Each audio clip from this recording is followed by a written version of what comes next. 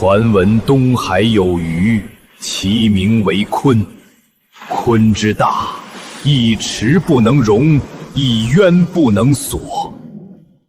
而今，他一跃出渊。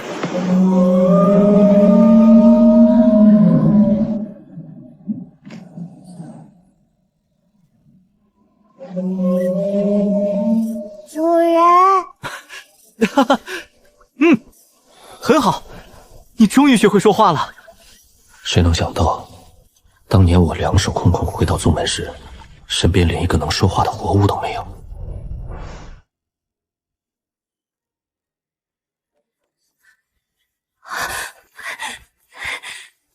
师弟，你回来了。吴师姐，这些年来辛苦你了。不辛苦，照顾爹爹是我的本分。吴师姐，我前段时间从一名修士手里得到一粒结金丹，我自己用不着，就送给你吧。多谢师弟。如今整个丹心宗加上爹爹，一共也才11名金丹修士。爹爹受伤前都没能帮我求来一粒，师弟竟送了我一粒中品。师姐不必客气，我这段时间收集了几种疗伤灵药，也许有机会治好师尊的伤势。妖兽突破与血脉天赋关系极大。飞鱼拥有鲲鹏血脉，如今还处于幼年期，只要供给足够的营养和时间，就能轻易突破。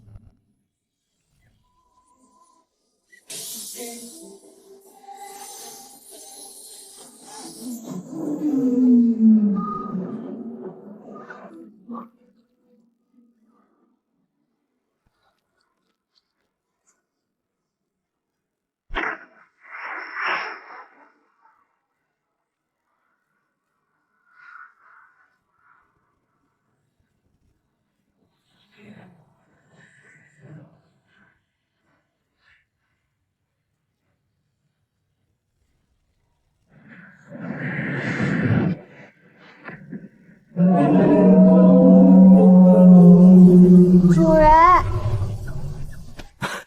哈哈，很好，你终于学会说话了。走，咱们溜2圈，看看你现在的速度快了多少。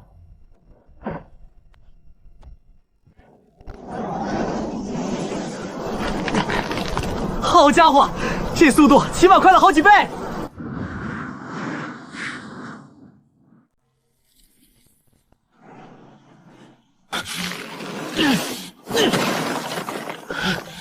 肝藏血，主疏泄，这功法练到肝脏，忧愁与暴躁交替副作用太剧烈了，满脑子都是毁灭欲。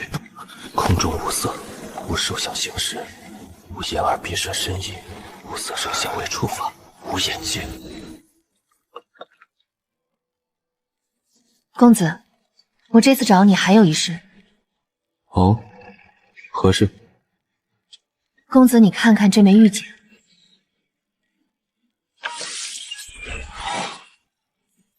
这枚玉简，我以前一直都无法解开，直到最近用我的精血为引，才将其解开。你是打算前去探险？我是打算前去查看一下。虽然先祖留言说有极大风险，但修仙之路本就是与天争命。我有空间在手，资源充沛，根本不需要去跟人拼命争夺机缘。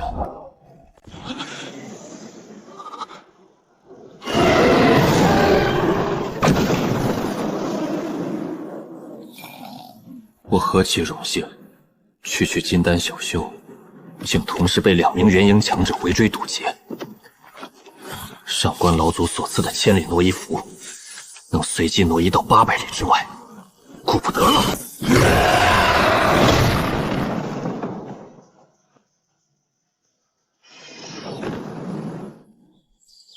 我现在啥都不缺，要灵石有灵石，要功法有功法，空间里的丹药更是堆积如山。宗门把我当成至宝保护，只因整个修仙界只有我能练混元五行功，以混神神雷医治魔种。原来是费心遇到了一些小麻烦。最近有一伙夺宝修士盯上了珍宝楼商队，连接多批货物，死伤10多人，费先亲自押运，敌安我明难以应付。他刚走，珍宝楼总部又失窃了。珍宝楼这些伙计很多是师尊广陵真人那一系的，不能坐视不理。暗处偷袭的夺宝贼实力不会太强，我一个人加上金丹期的飞鱼足够了。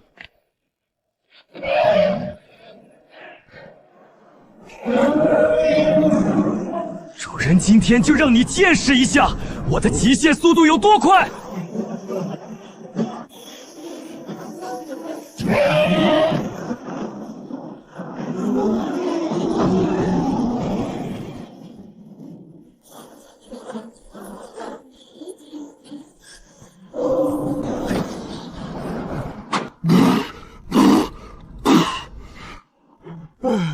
妈呀，累死本鱼了！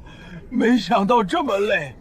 唉，飞鱼，你除了会飞之外，还有没有其他手段？哼，比如在战斗方面。吐口水算不算？算了，当我没问吧。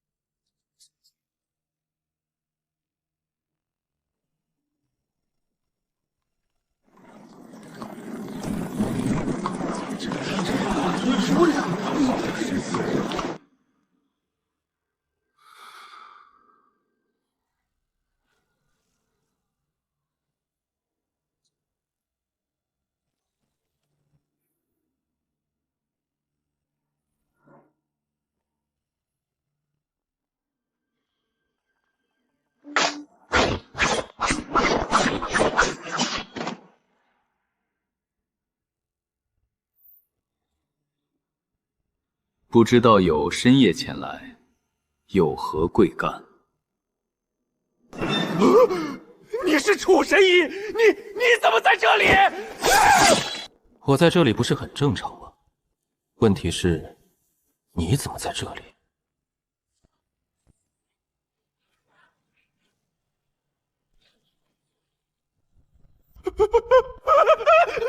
楚神医，这都是误会，我这就离去。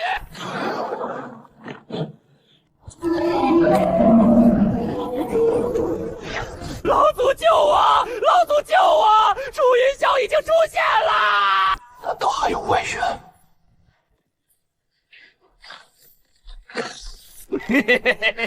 楚神医，你不是很狂妄吗？这次你死定了！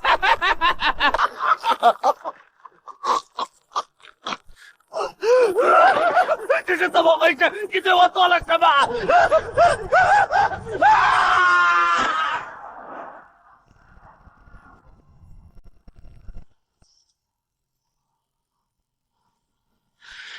好！逃不掉的，谁也别想从我的影子中逃脱！什么鬼东西，竟然瞧不起我于大爷！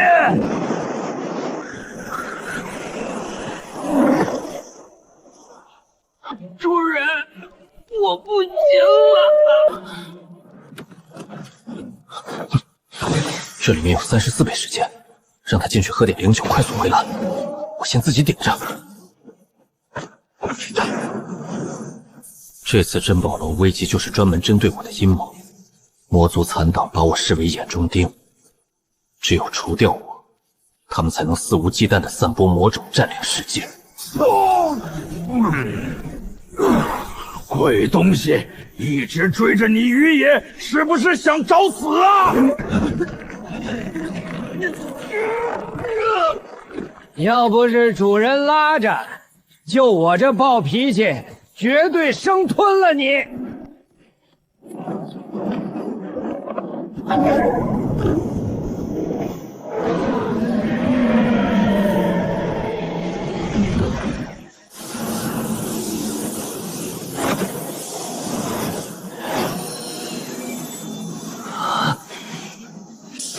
我何其荣幸，区区金丹小修，同时被2名元婴强者围追堵截。上官老祖所赐的千里挪移符，能随机挪移到800里之外。顾不得了！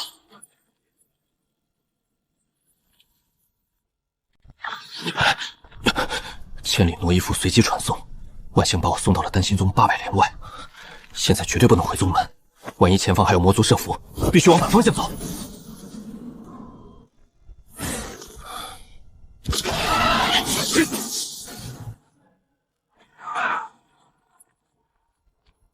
掠国境内不能留了，鬼知道魔族布了多少眼线。先离开躲避一阵，等风头过去或实力变强再回来。还真是阴魂不散。这一追一逃持续了1个多月，黑林魔族力大无穷，却不会水遁。空间里的灵酒几乎耗尽，千年灵药也被飞鱼吞了好几株，总算赶到东海了。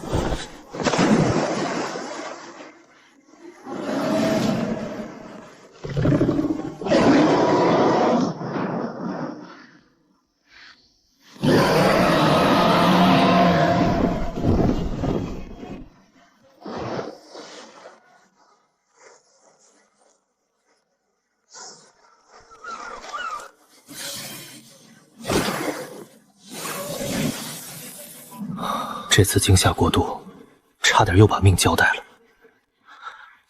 我一露面就是魔族死敌，必须留条后路。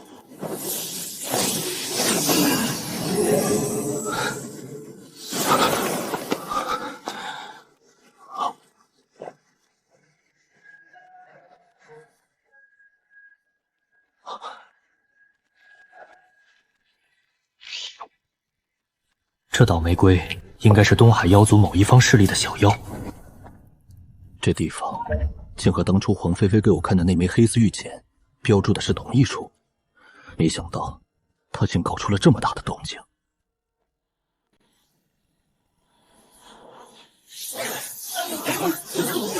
齐国靠海吃海，极度繁荣，如今小岛异象引得各方云集，这上古遗迹自成一方小世界，灵气浓郁到化物，遍地珍稀灵药。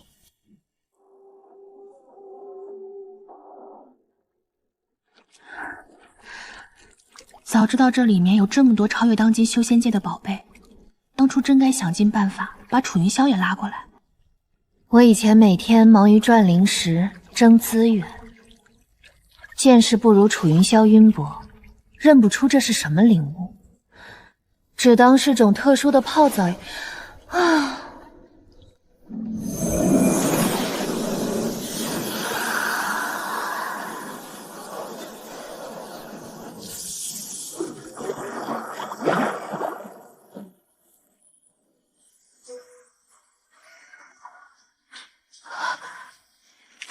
不仅是容颜改善，我的骨骼、内脏、经脉，甚至停滞的修为，都在被这股晶莹剔透的力量疯狂推高。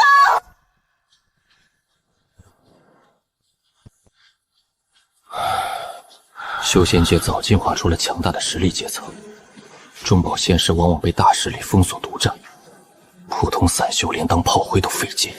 不知道黄菲菲在不在里面？若在其中，出入口被2名元婴死守，他恐怕插翅难逃。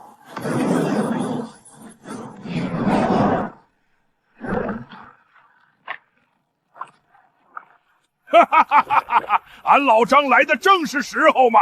张罗，你鼻子还挺灵的，这么远也打探到消息了，快点进去吧。听说里面发现了一丝仙灵之气，有可能会有重宝出世。啊！竟然有此等重宝！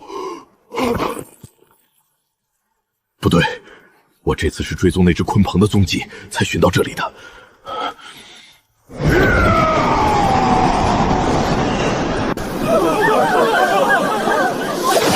你跟我走。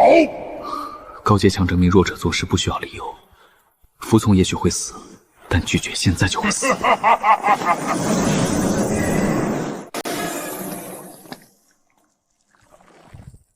小家伙，你那条大鱼呢？大鱼还在海洋里藏着，前辈若是有需要，晚辈现在就带领前辈去寻找。既然他是冲着飞鱼来的，我宁死也不能让飞鱼现身暴露空间。此话当真？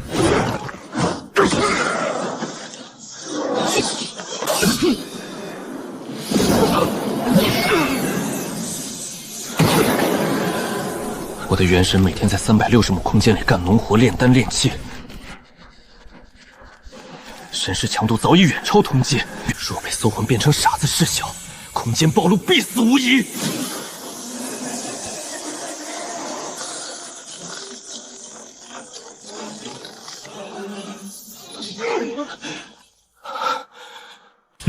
小伙子神识不错，跟我走吧。你最好老老实实在我的周边200丈范围之内，否则别怪老夫翻脸不认人。是，晚辈一定遵命前辈命令。老妖怪没把握完整搜魂，怕断了鲲鹏的线索，舍不得对我下死手。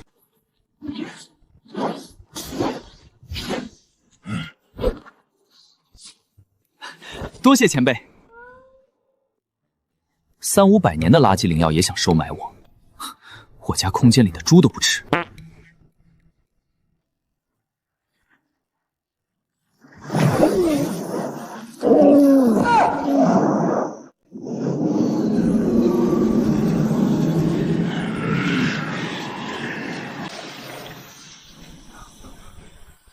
诸位，我发现这座大阵有被人开启过的痕迹，应该是有人在前面捷足先登了。别废话了，有什么办法才能尽快进去？办法倒是有一个，咱们只需沿着前面这人打开过的痕迹，将这一丝极小的裂缝扩大，就能顺利进去了。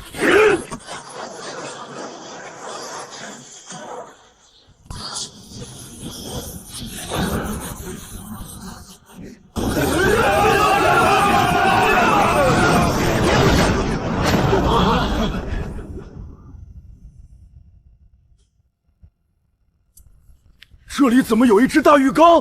哼，没见识就别出来丢人现眼了。这里面全都是万年石髓乳，每一滴都价值不菲。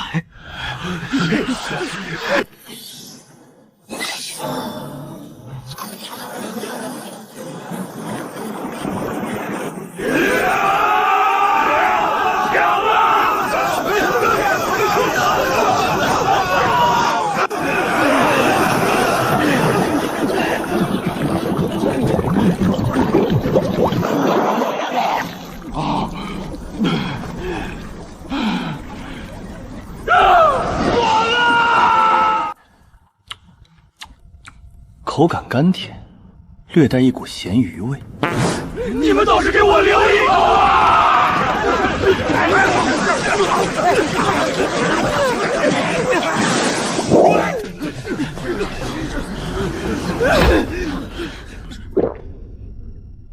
万年石髓乳啊，一口都没抢到，羡慕死我了！啊，我的伤好了，困住我多年的瓶颈竟然松动了，我的修为突破了！一口石髓乳都没捞到，全怪张罗这老东西。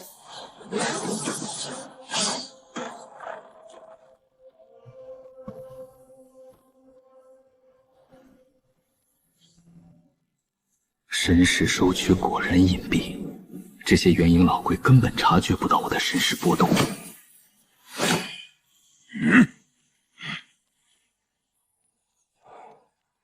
稳了，待会儿再有重磅，必须果断截胡。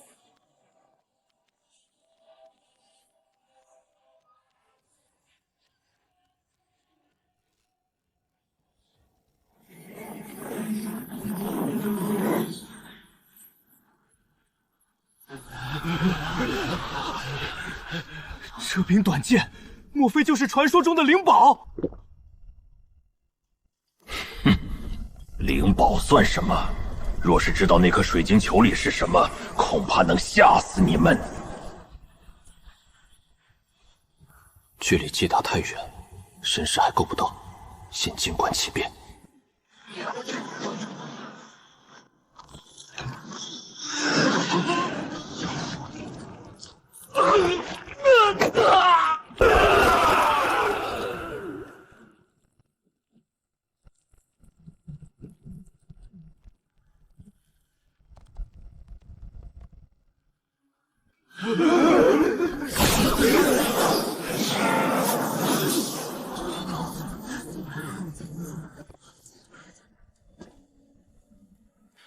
此阵果然非同凡响，乃是老夫生平仅见。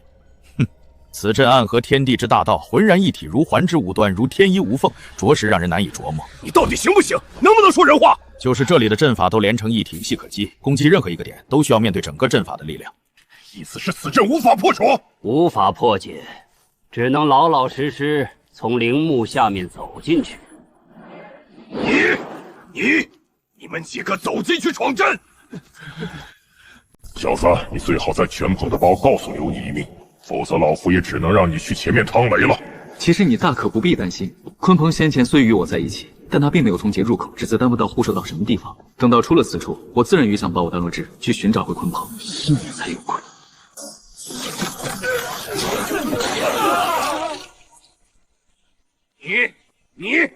你们几个继续上！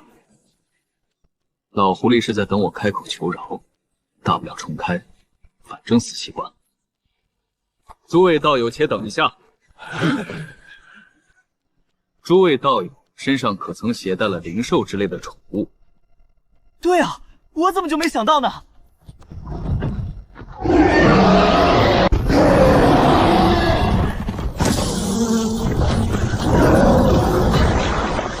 这2棵树上只剩下20多颗灵果了，谁手上还有灵兽都放出来啊！现在可不是藏死的好时候。我倒是还有一些。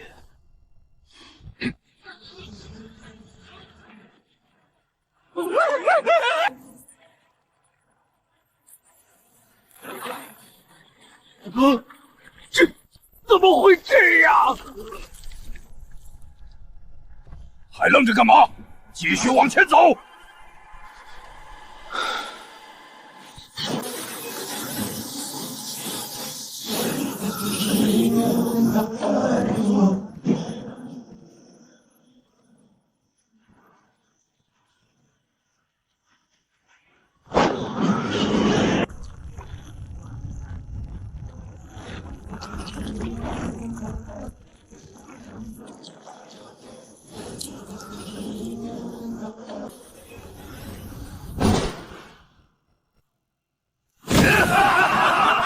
都是老夫的，谁都别抢！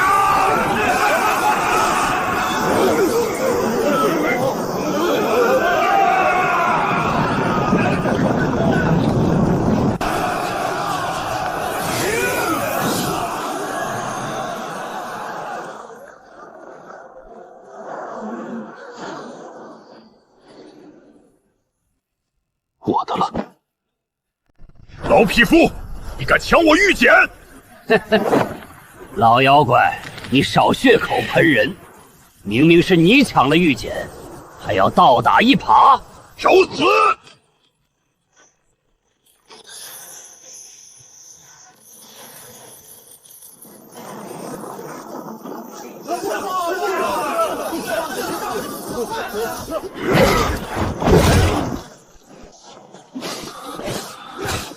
死了几万铁火蚁才开路，宝物全被这帮老鬼抢了，太亏了。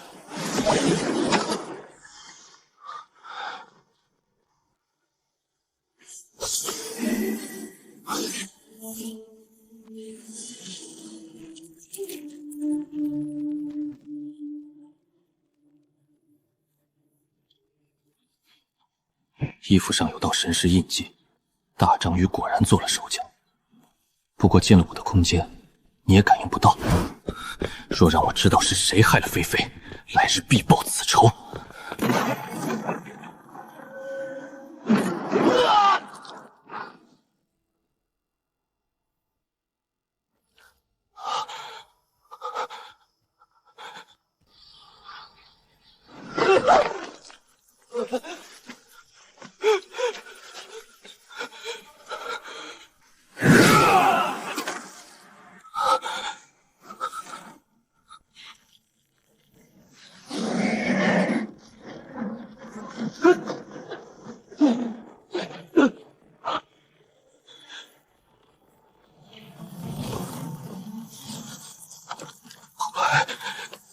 难道是化神强者出手了？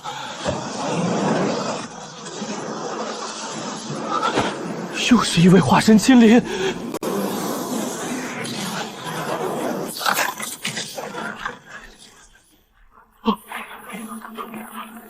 大家快逃啊！小世界要崩塌了！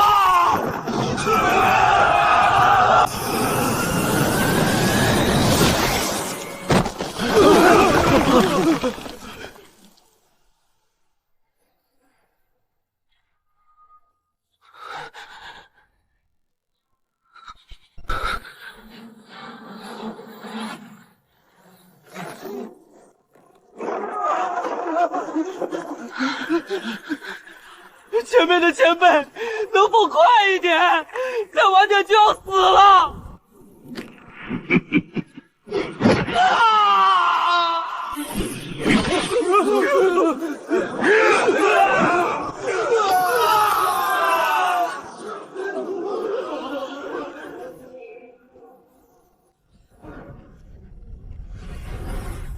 快看，那位女生好漂亮！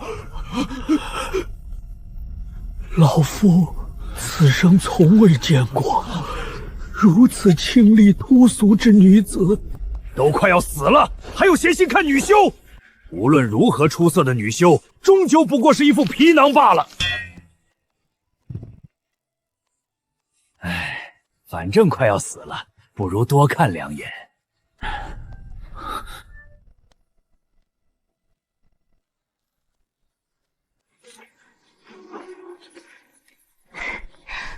公子，你怎么来了？是来找我的吗？黄菲菲，公子，我们先离开这里吧。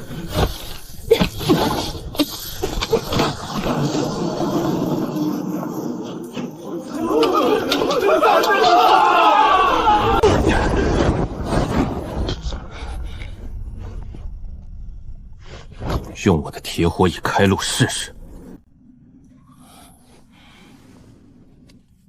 总不能为了区面子，连宝物都不要了吧？况且菲菲现在变得如此绝美，洗澡水应该也不难喝。公子，这些万年石髓乳是我提前装到瓶中，特意为你留下的。对了，菲菲，恭喜你成功晋升到元婴境界。公子过奖了。不过是侥幸而已。我这次进阶太快，基础不够扎实，实际战斗力应该不如同阶修士，还需要闭关一段时间，稳固修为，打牢基础。你接下来有什么打算？是回宗门吗？公子有什么想法，我听你的。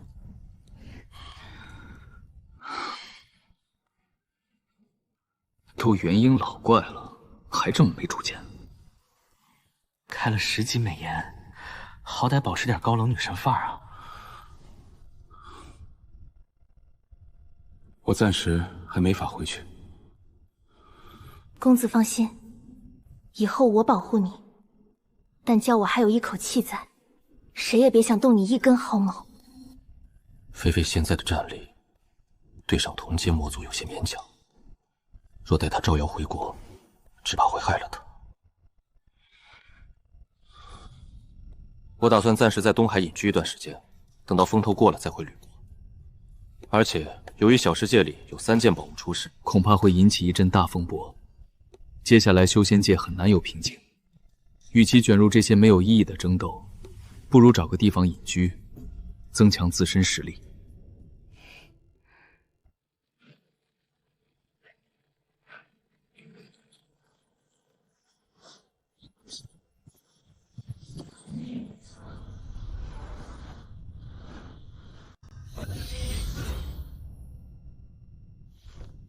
嘿，主人，什么时候放我去大海里玩啊？你上次在海洋里现身，已经被一只大章鱼认出真实身份了。现在那只大章鱼正在到处找你。大章鱼找我做什么？难道他已经被我的鱼格所折服，准备当我小弟？没有，他只是想吃一顿鲲鹏火锅。你现在出去，他正好拿你下锅。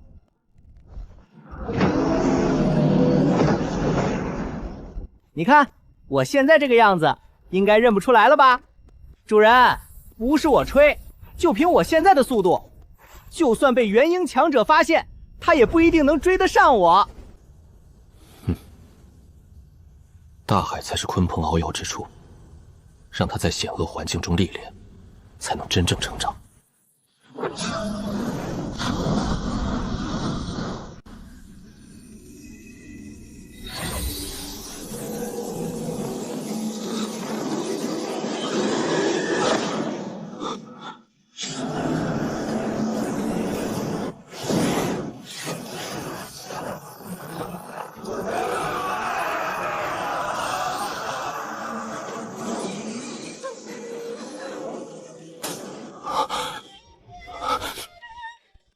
这座祭台竟然是上古人族献祭生灵与仙界仙人交易的至宝，魔族也可以充当祭品。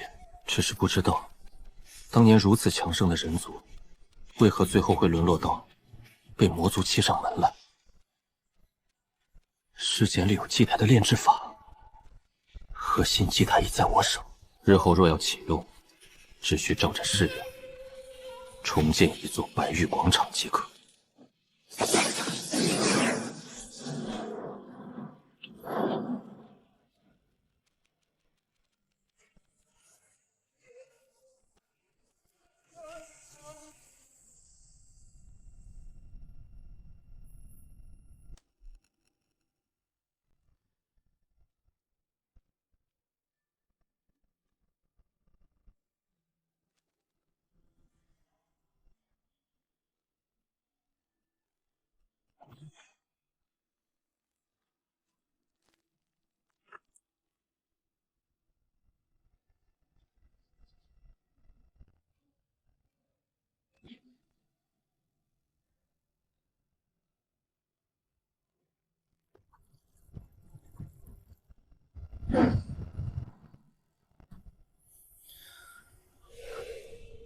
金丹中期，这食髓乳不仅治愈了我的暗伤，还助我突破了一层修为。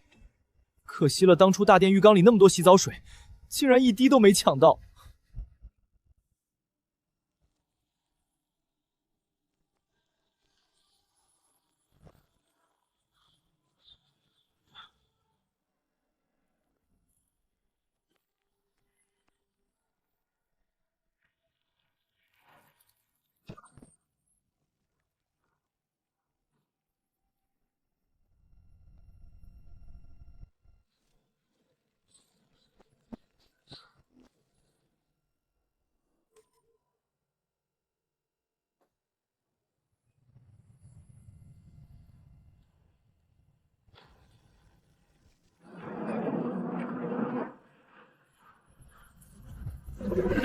主人，外面现在全乱套了。我齐国根本没有拿到玉简，欲加之罪，何患无辞？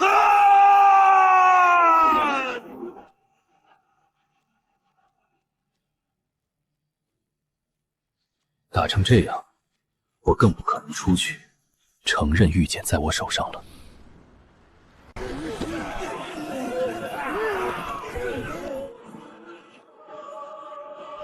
楚云霄还没找到吗？若无他出手拔除魔种，吕国危矣！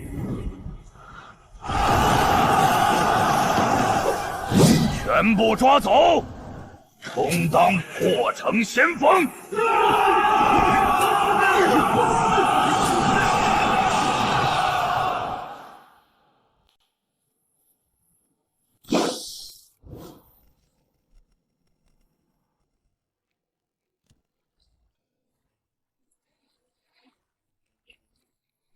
主人，我回来啦！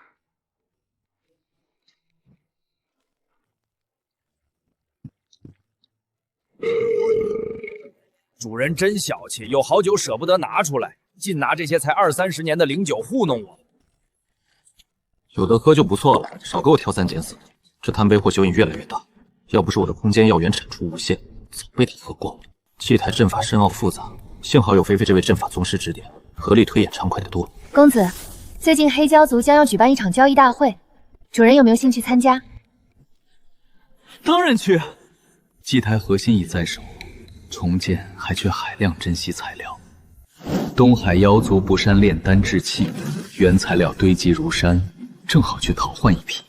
妖族地界极其排外，若敢以人族本秘现身，只怕瞬间就会被这帮大妖生吞活剥。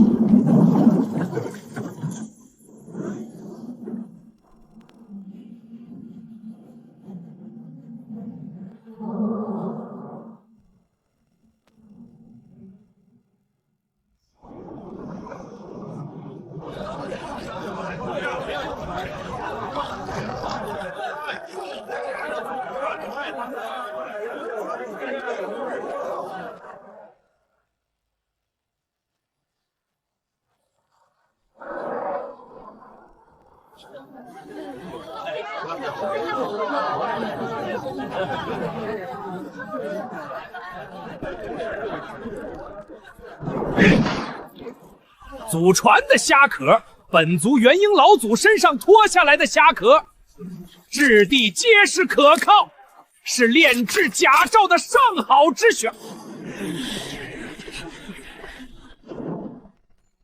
请问这件卡壳需要多少灵石？此物不卖灵石，只换3阶或以上的丹药。这可是我族中祖传宝物，只换对修为有方以上的丹药。不知道有需要几粒3阶丹药才能成交？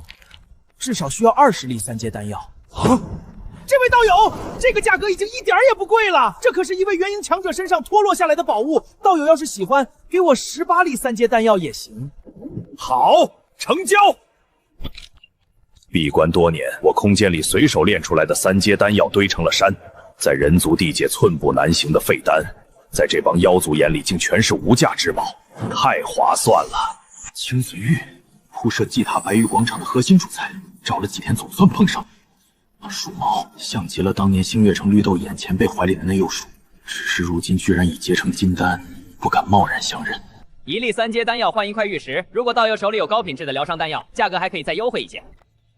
丹药好说，我如果需要大量玉石，你手里还有货吗？哦，你手上有疗伤丹药，能不能让我看一眼？你竟然有1粒上品丹，清水玉自然还有一些，不知道你究竟需要多少？跟这块差不多大小的，我需要2500块，而且我可以全部用3阶上品丹药跟你交易。2500块，人族大宗门内也掏出这么多丹药，1粒上品药效堪比普丹药，他竟然拿来批发玉石。好，没问题，不知道有什么时候要货？3个月之内帮我凑齐就行。你现在手里的玉石可以全部卖给我。爹，我回来了。爹，你看，我今天做成了一笔大生意，这位客户需要大量清水玉，还能再换24粒上品丹药回来。哦，3阶上品确实很不错了。今天那个客户有点奇怪，我总是有一种曾经见过的感觉。我儿还是小心点为妙，一旦发现有异常就立即逃跑。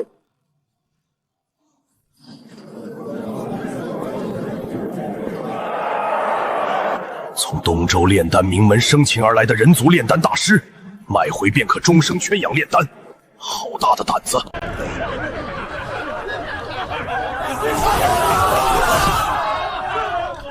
这妖族的世界比鹰山国邪修还要混乱，入乡随俗，懒得管他们。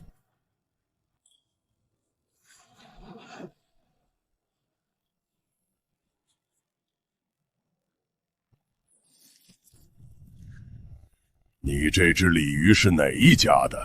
我是东海金县黎家族的。原来是金县林家族，我与你族中的金光老祖也算是故交了。他最近可还好？这位老祖，你可能记错了，我们金县里一族并没有金光老祖。哈哈，可能是我记错了吧。好险，幸亏飞鱼把底细摸透了，不然真被这老狐狸炸出来。道友，这条金线鲤应该是你的随从吧？能否割爱将其转卖给我？对不起，不卖。哎，道友别急着拒绝，任何事物都有一个价值，只要道友开口，价格都好商量。哇，竟然是中上品丹药！道友需要蟾蜍吗？把我亲闺女卖给你。怎么样，道友考虑的如何？不怎么样。我说了，这条鱼不卖。好吧，望道友好自为之。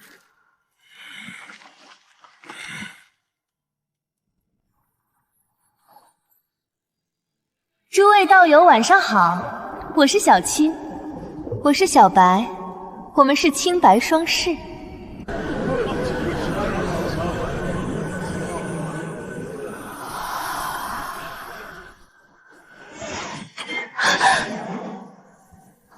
雕虫小技的媚术，稍微运转神识就能挣脱。诸位道友，现在开始本次拍卖会的第一件宝物拍卖。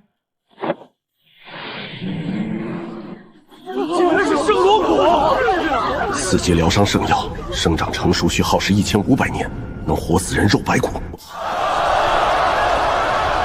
我出100粒丹药，我出120粒，我出230粒，230粒，250粒。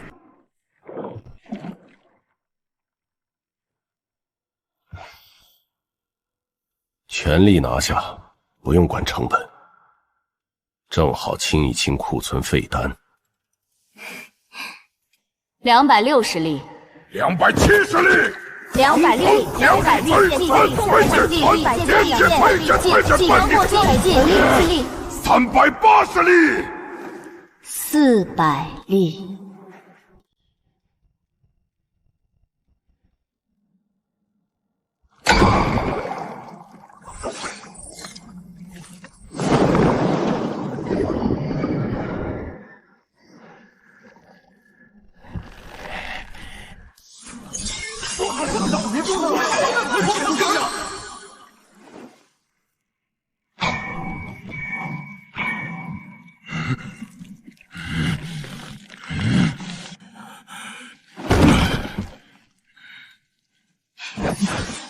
全是白菜价，趁机把空间里泛滥的丹药去库存，拿回珍宝楼转卖翻倍暴利。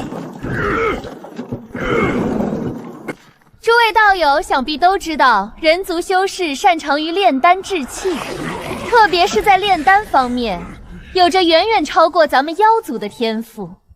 这一次，我们成功捕捉到一名人族修士，此人出自于人族中比较擅长炼丹的丹心宗，只要将其买回去，以后就能拥有源源不断的丹药，绝对会是一棵摇钱树。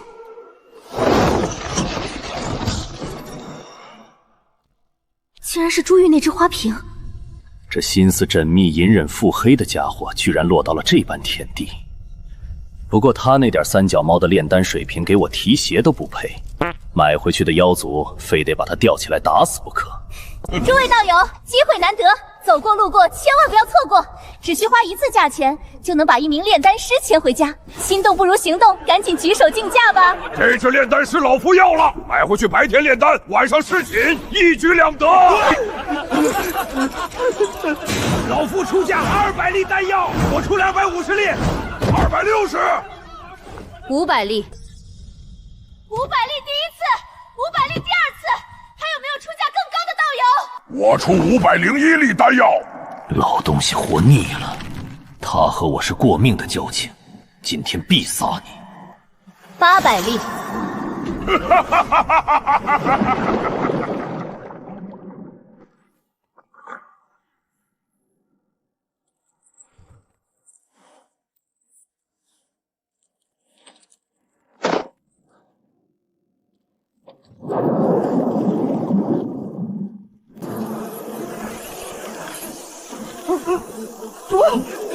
几位好汉，能不能商量个事儿？好汉有所不知，在下炼丹水平在丹心宗只算一般。我有一位师弟，可是整个吕国修仙界都很有名的炼丹天才。他出手炼制3阶丹药，每一炉必然会出1粒上品丹药。好汉若是有意，我可以把这位师弟诱骗过来。剑女，少废话，快点跟上！你个蠢货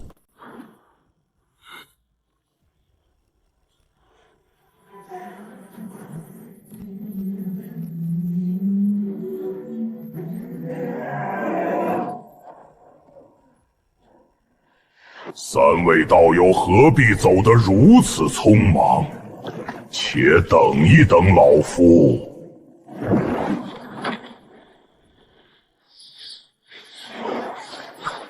你究竟想干什么？不干啥，只要把这条鱼交给我，你们就可以离去了。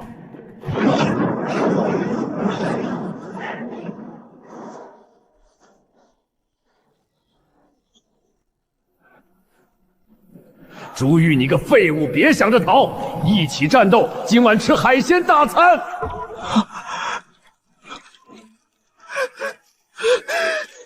终于找到组织了！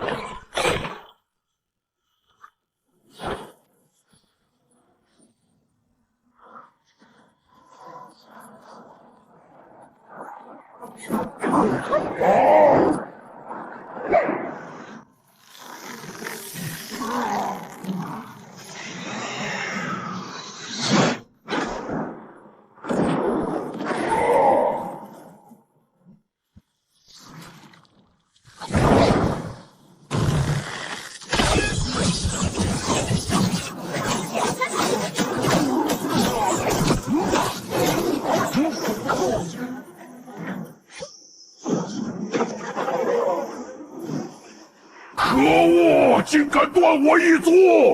我要你付出代价！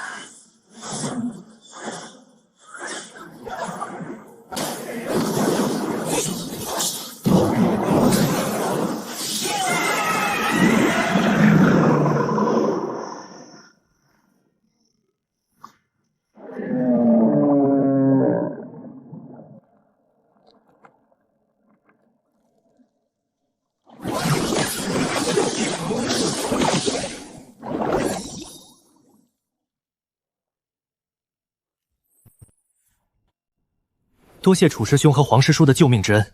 不用客气，不过举手之劳罢了。不过为了买下你，我们俩花费了2000米3品丹药，你别忘记还给我就行。不是800粒丹药吗？怎么就成2000粒了？你记错了，就是2000粒丹药。想想你堂堂丹心宗第一的美人儿，怎么可能这么便宜呢？至少也得2000粒丹药才行。唉，好吧，我现在身无分文，暂时就先欠着吧。反正空口无凭，你楚云霄说了算，还不还我说了算。对了，你是怎么回事？竟然被人进猪笼子了？唉，此事说来话长。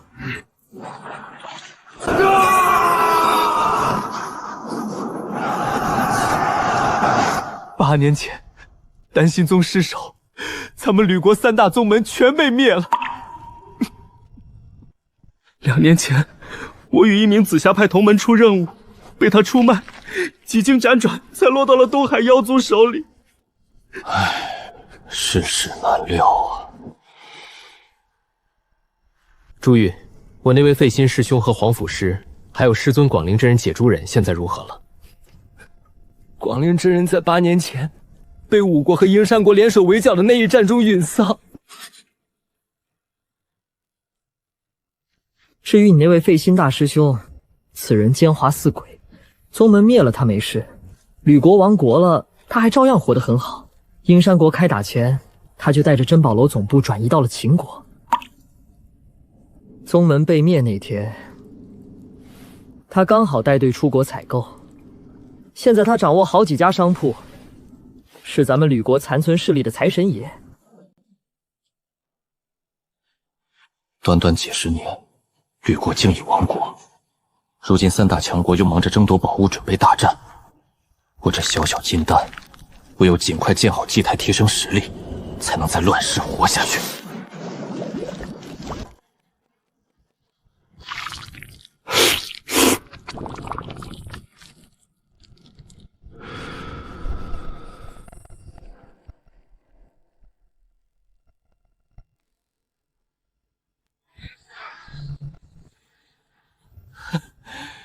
金身罗汉功果然霸道，肉身实力翻了1倍有余。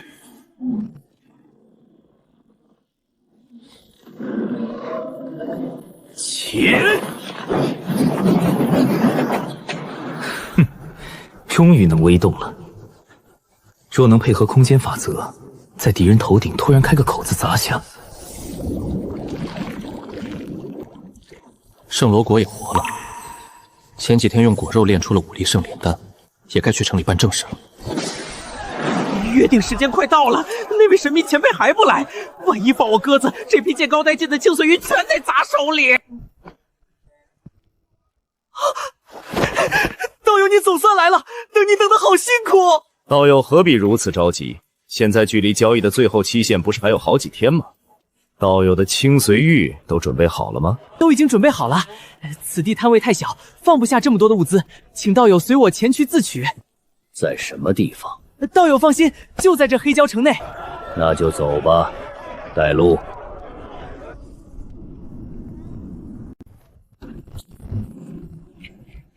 道友里面请。道友且慢，这间房里住着一位病人，不便打扰。抱歉，在下唐突了。刚刚用神识扫过，这屋子确实气息古怪，我才故意试探。好的，没有问题。这些青随玉按照原先的价格，应该是2400粒丹药。若是使用上品丹药结算，应该是24枚丹药。确实如此，但我需要以上品的疗伤丹药交换。当然没问题，但你也知道，疗伤丹药的价值更昂贵，肯定要折一些价。这个我自然明白，在下可以另外再付出一些财物，以补偿道友的损失，如何？多谢道友，玉石都在这里，道友请自便。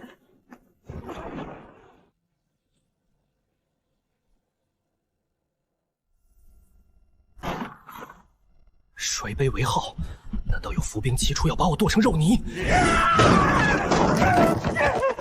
爹，你怎么了？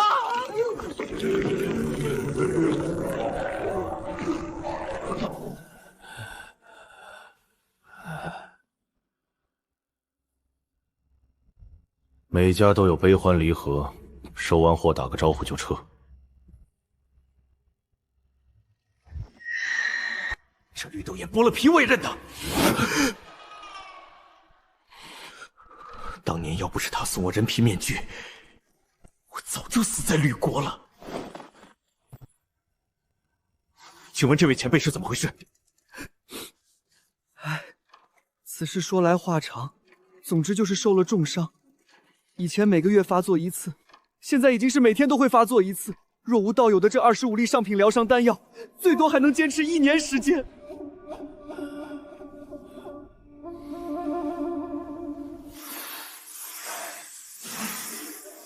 这是，此物乃是以圣罗果为主要炼制而成，是一种4阶疗伤丹药。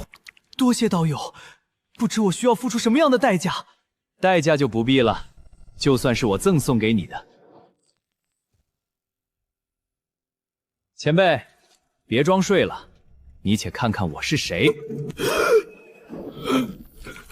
怎么会是你？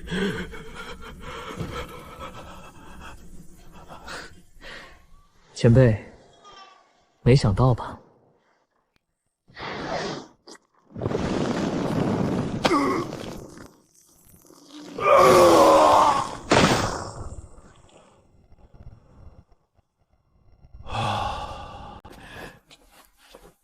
多谢小友，救了老夫一命。前辈不用客气，晚辈当年承受前辈许多恩惠，此事也不过报答前辈恩惠的10之1、2。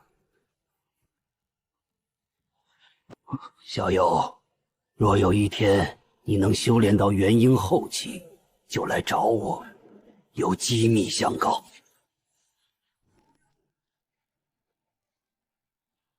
祭台沟通仙界动静太大，万一引来大秦国那样的巨头，我保不住。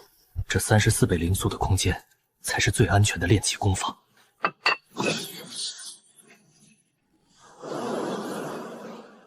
朱玉，你确定要回去？当然，丹心宗的山门虽然没了，但人还在，道统传承还在，我仍然是丹心宗弟子。你们不打算回去了吗？我一切都听公子的。公子若是回去，我自然也是要回去的。公子若是不回，我也不回了。黄菲菲，你现在好歹也是一名元婴强者了，放到任何地方都是可以称尊做祖的强大存在。若是在别的地方，我和楚云霄还得恭恭敬敬向你行礼，以晚辈自居。你就没想过按照自己的主见是？主见？一切听从公子的意见，这就是我的主见啊。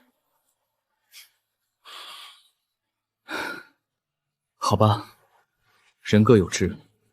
其实以你现在的修为，回到宗门内也能拥有极高的话语权。宗门上下一定会很高兴见到你的回归。我想，等到公子闭关结束，我们俩返回宗门的可能性还是很大的。你也知道，公子为人一向恩怨分明，丹心宗对他有恩情，那边还有他的同门，他应该会回去的。好吧，我就先告辞了，期待两位的归来。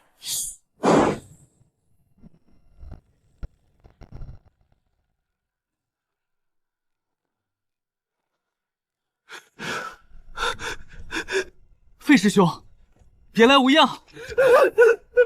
楚师弟，你还活着就好。你这次失踪数十年，吕国修仙界还以为你已经被魔族暗杀了。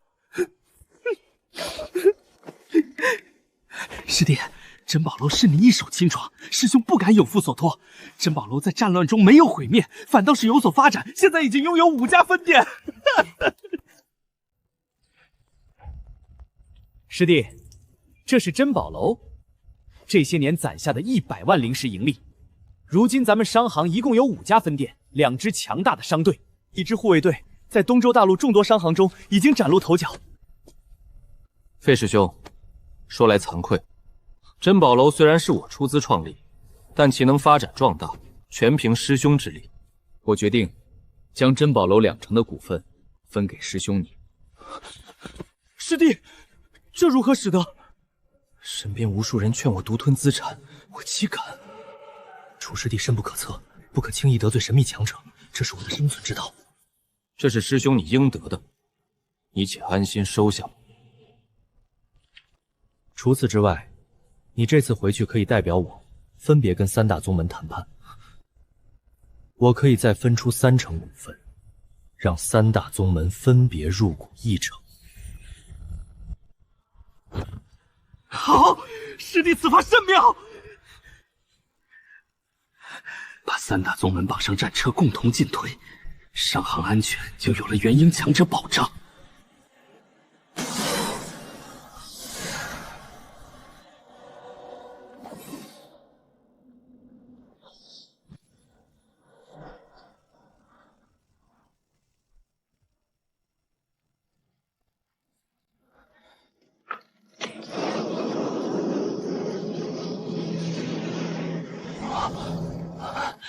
成了，幸亏装在空间里，这动静若在外界，早把大秦国的老怪引来了。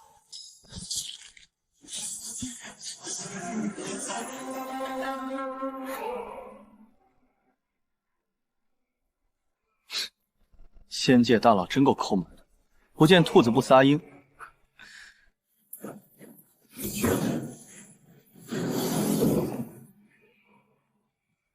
两界相距遥远，路上损耗极大，金丹龙虾蕴含的能量估计在半道上就烧光了，必须去海里猎杀更多高级海鲜。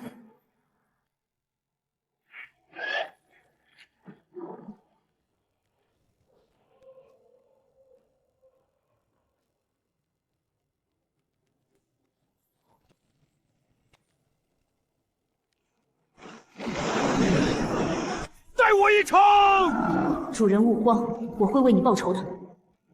2只小妖竟敢在黑蛟城外杀妖夺宝，也不看看这是谁的地盘！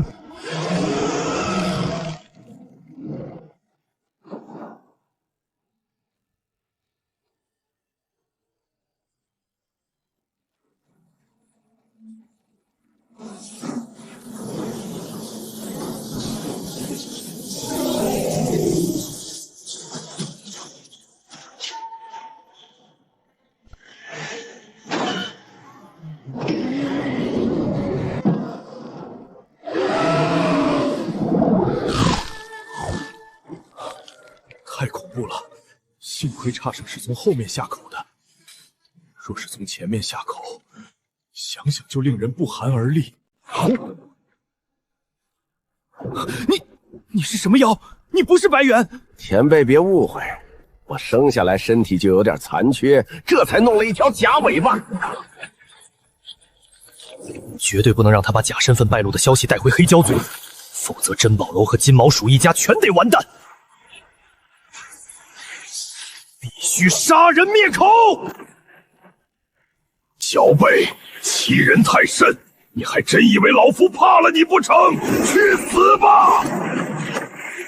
飞鱼，你他娘快点儿！再搞下去，你就没有主人了。主人，这已经是我唯一的攻击手段了。卷你挨吗？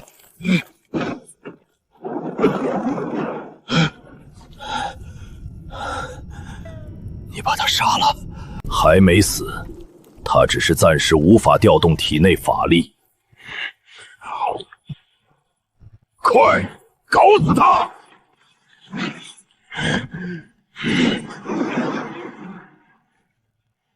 带我离开这里！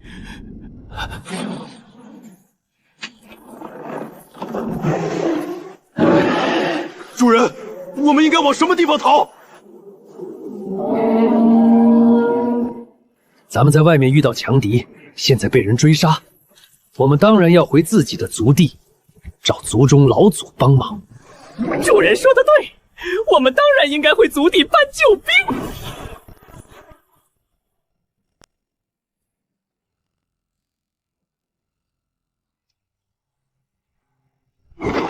站住！这是白猿岛上唯一的上古蟠桃异种，未经允许不得靠近。对不起，我不是故意的。算你识相，滚吧。好的，我这就离开。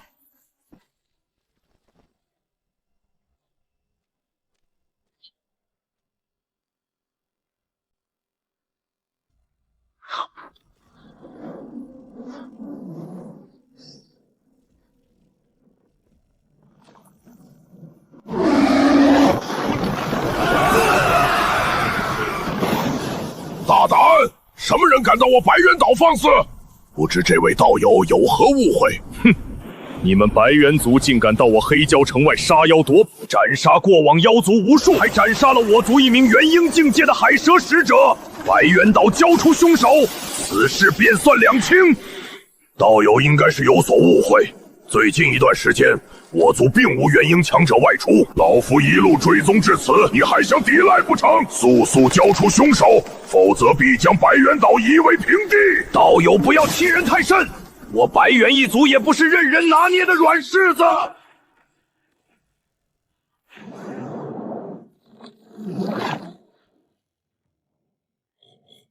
海里4条腿的妖兽太少，海龟爬得太慢，实在学不来，只能委屈当回青蛙了。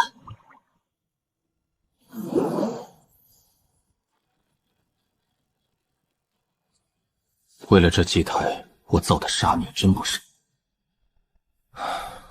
好在用的全是非龙族血锐，不然我真下不去手。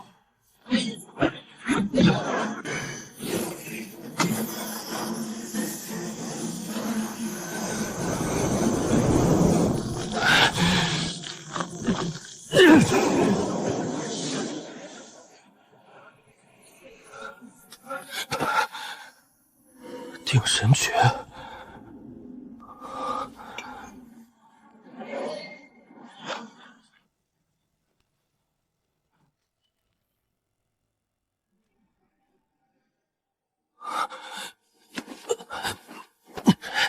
原来是上古仙术的简化版，在体内凝聚神识符文，战斗中一旦祭出，能直接把对手神魂定死，任人宰割。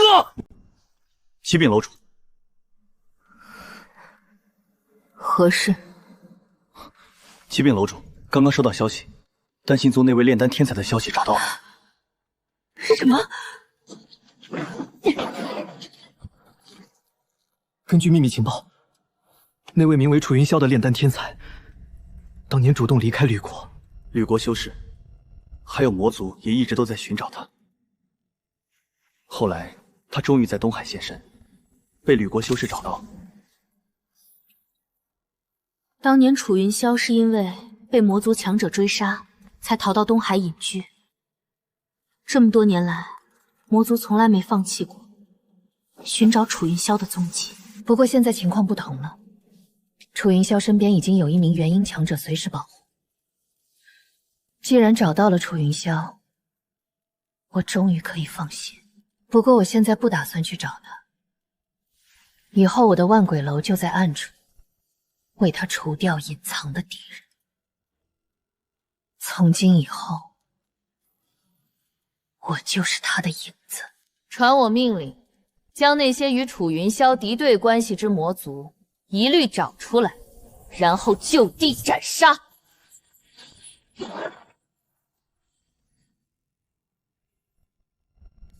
这枚定神诀我已经钻研了很长时间，现在准备开始修炼。修炼这门功法，神识越强越占优势。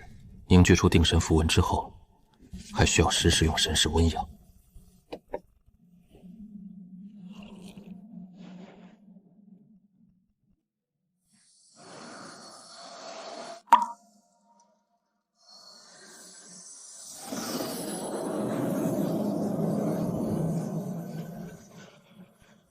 这就是花费3年时间才凝聚成功的定神符文。为了试验威能，特意把飞鱼召唤回来。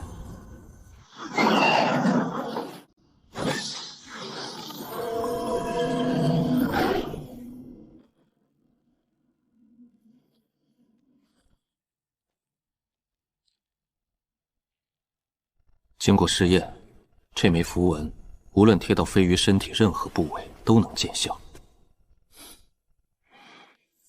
每次至少能够将飞鱼定住1炷香的时间。随着反抗磨灭威能，1炷香后，符文变得暗淡无光，失去压制作用。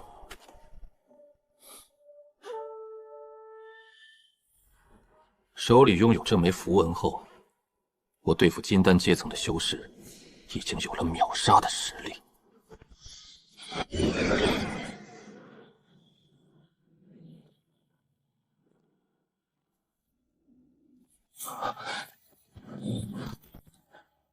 菲菲，能不能帮我试验一项神通？这期间你可能会失去知觉和反抗能力。刚从外面回来，沾了一身的灰尘与汗水，我要不要先去沐浴更衣再来？不用，我很快就完事了。好吧。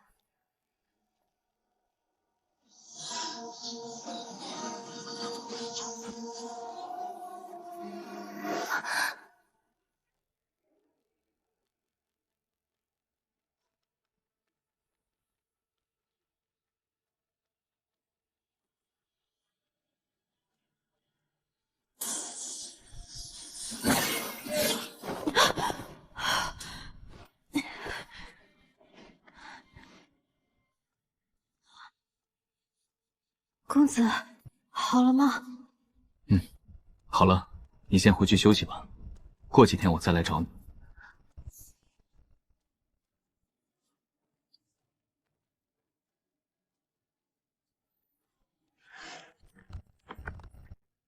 菲菲是元婴初期强者，能定住10息时间。我已经在实战中足够将对方彻底击溃了，效果我很满意。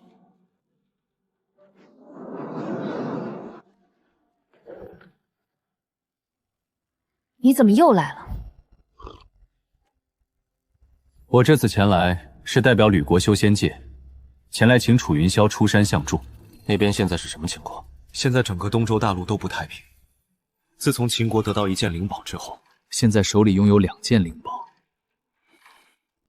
便有了吞并其他国家、一统天下的想法。再加上许多潜藏在人族之中的魔族，从中挑拨离间，战乱四起。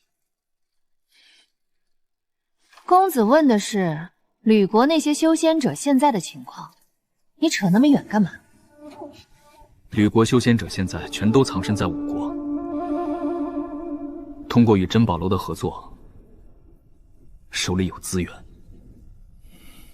这些年来过得还可以，又培养出许多新生力量。不过最近在五国出现的魔种有点多，包括吕国修仙者之中，也有好几人中招。所以我这次来，是希望能够请你出手救治。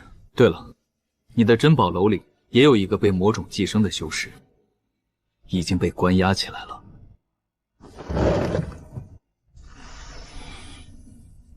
我就回去一趟吧。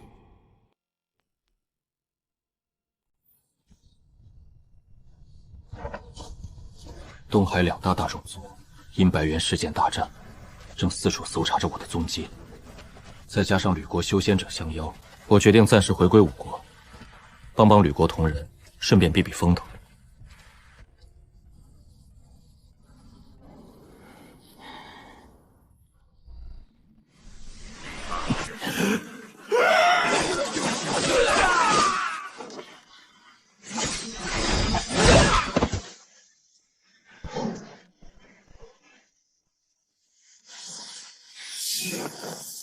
最早时，楚云霄只是丹心宗天才炼丹师，可替代者众，后来能治魔种寄生，成了修仙界极度稀缺之人。说他留在国内胜负还不一定。欢迎楚道友归来，楚道友长途跋涉辛苦了，这边请。想当年，我曾立下宏愿，此生要做天立地无敌于天下的男人。曾经，我与我一起通过坠龙云考核，同一时间拜入四大宗门的小小散修。现在虽然跟我一样只是金丹修为，却已经成了我无法高攀的存在。我就是不太清楚那种元婴境界的丫鬟是怎么获得的。楚道友既然已经回归，道友身份不同一般，希望道友能够担任吕门太上长老一职。诸位前辈，在下如今仅金丹修为，实力不能匹配如此高位，不如让黄菲菲来担任太上长老吧。好，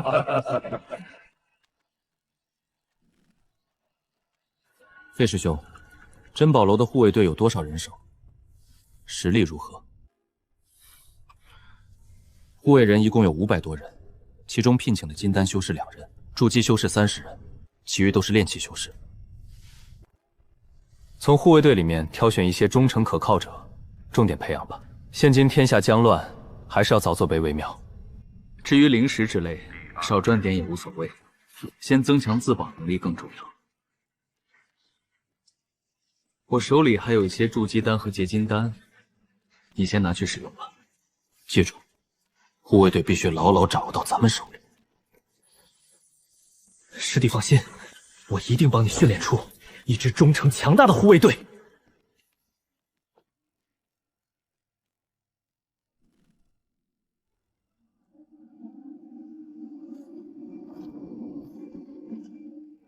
什么人来擅闯死亡谷？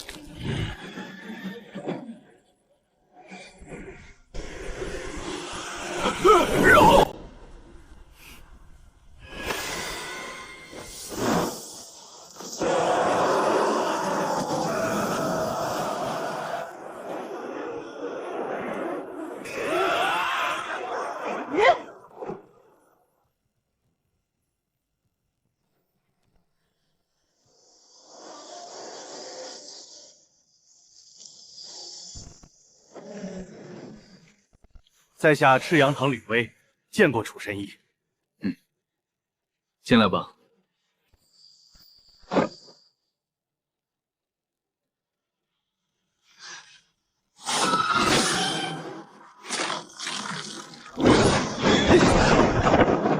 你是什么人？竟敢对楚神医出手！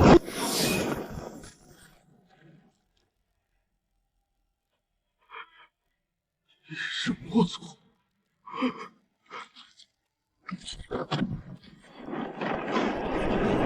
保护楚神医！楚神医死了，大家都得死！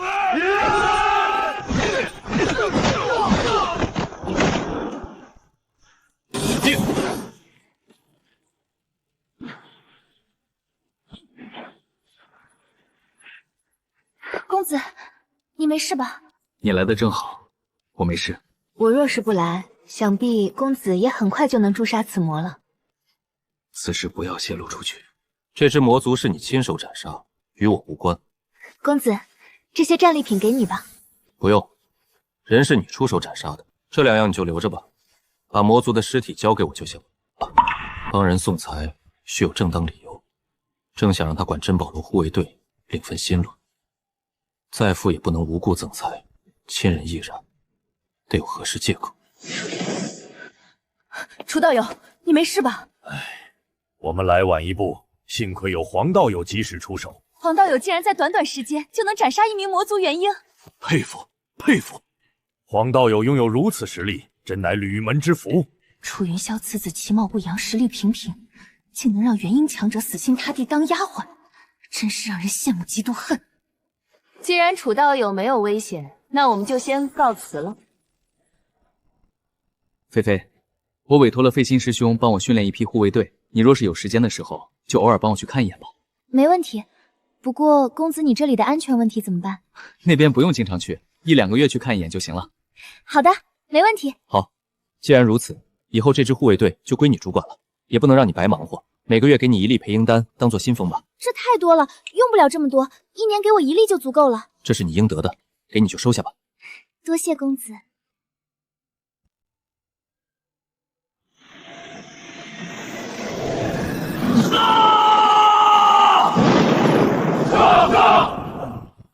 楚师弟，按照你提供的阵法操练了3个月，现在这100修士足以杀入到筑基修士群中战斗，其所能发挥出来的威能，应该相当于好几十名筑基初期修士的战斗力。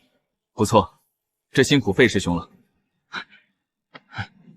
接下来还可以继续提升他们的修为实力，资源方面我来想办法。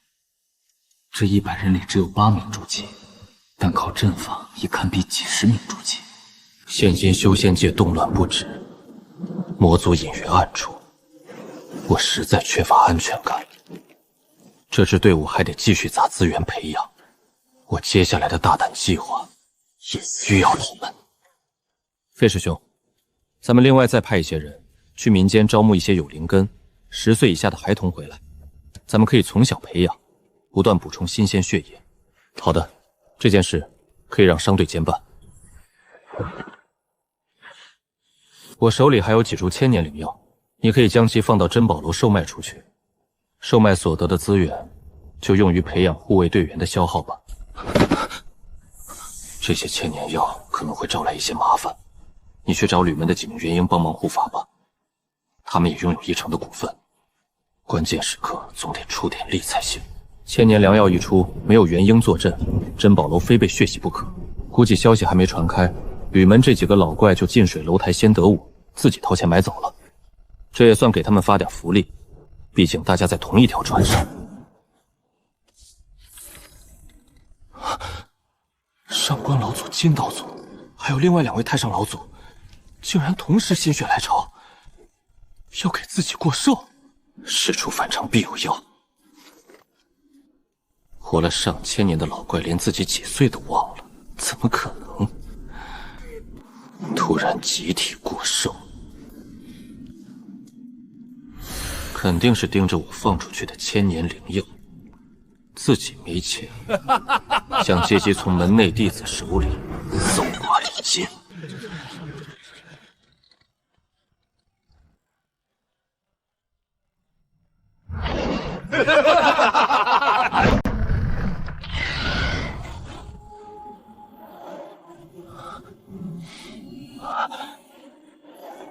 二姐，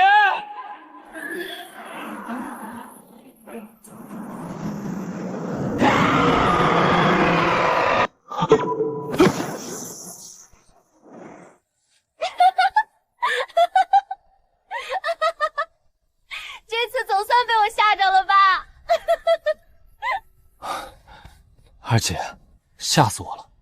对了，你这些年去哪里了？我怎么找不到你的消息？你二姐我自然是闭关修炼去了。二姐，快收起你的神通！小萧，我这次回来一趟，很快又会离开。当下局势不太平，你自己要小心点。阴山国的邪修之中，隐藏着大量魔族，实际已经被魔族控制。你们藏身的5国之中，也有许多的魔族潜伏，被魔族倾覆应该只是时间问题。魔族的野心不小，将来必为修仙界之大祸。你要提前做好准备，一旦发现不对，就离开这里吧。二姐，要不我现在就走，去别的国家避祸。现在最好别乱走，暂时待在这里还是最安全的。如今各国之间战乱不断，特别是秦国，在新得到一件灵宝之后，便虎视眈眈，准备要一统天下。其他国家自然也要厉兵秣马应对。你现在取往东周大陆任何一个国家，都极有可能被人当成散修，抓起来送到前线当炮灰。鹰山国这边出现大量魔族，其他各大强国难道不知道吗？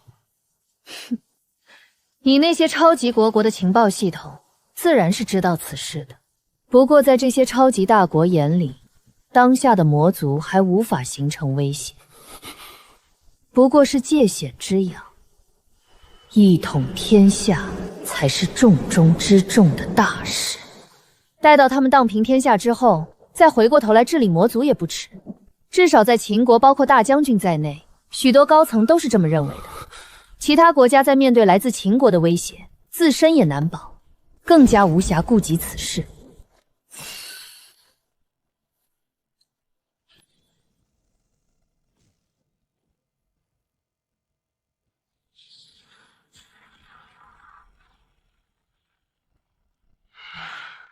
这小子不仅有个元婴丫鬟，怎么又冒出来一个元婴姐姐？这好运气怎么全让他占了？真是人比人，气死人！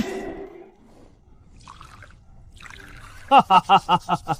老夫对于楚道友珍藏的好酒好茶早已眼馋许久，今天终于又有口福了。对对对，今天一定要痛饮一场。各位老祖过奖，今天零茶零酒管够。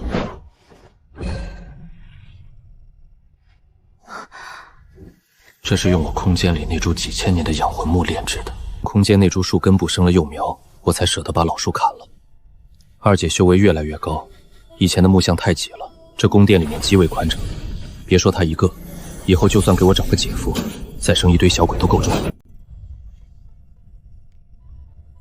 二姐楚岚留给我的情报玉简里，除了各国动向，还有许多魔族潜藏伪装的身份信息。他们大部分藏在鹰山国，部分在5国和周边，甚至我们吕门中就隐藏了2个。在没打算动手前，这情报绝不能泄露。至于藏在丹心宗那2人，现在倒是可以密切监控，顺藤摸瓜。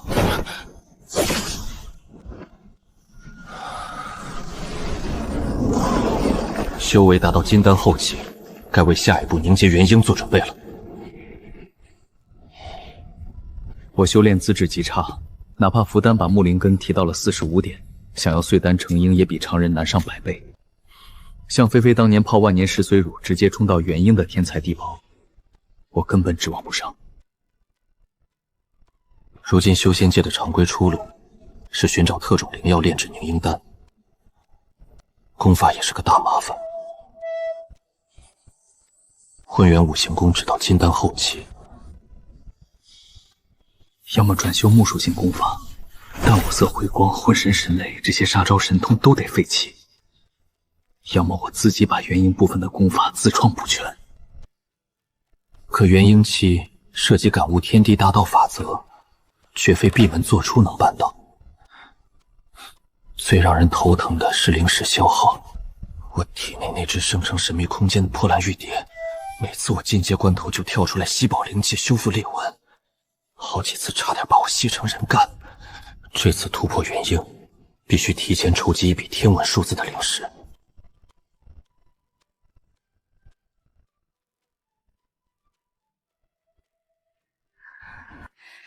自从经历大变，我们3大宗门的底蕴耗尽，现在吕门上下穷得叮当响。至少我们丹心堂已经找不出半粒凝婴丹了。至于能辅助凝结元婴的天才地宝，更是一点也没有。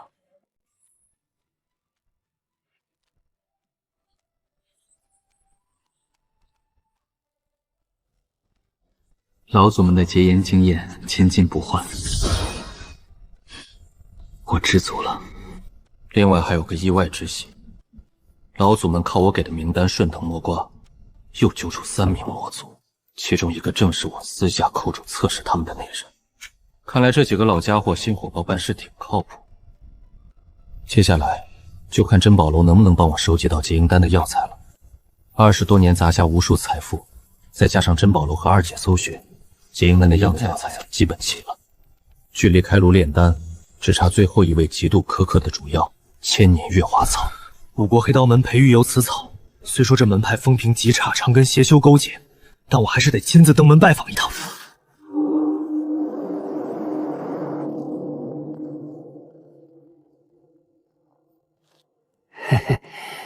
老夫田思，不知这位仙子拜访有失远迎，怠慢了仙子，还请恕罪。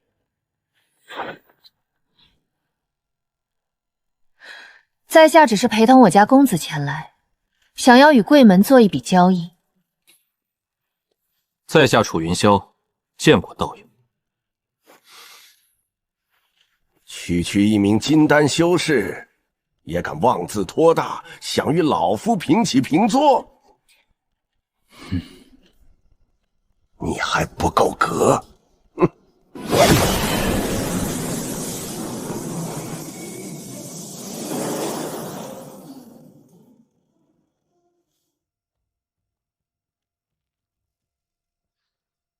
晚辈楚云霄，听闻黑刀门有几株未成熟的月华草，想要与贵门交易一株，还望前辈成全。原来是为此而来，此事却有些困难，我还需要与门内其他老祖商议过后才能答应。还请两位暂且在黑刀门盘船数日，待我说服其他几位老祖，再与两位商谈。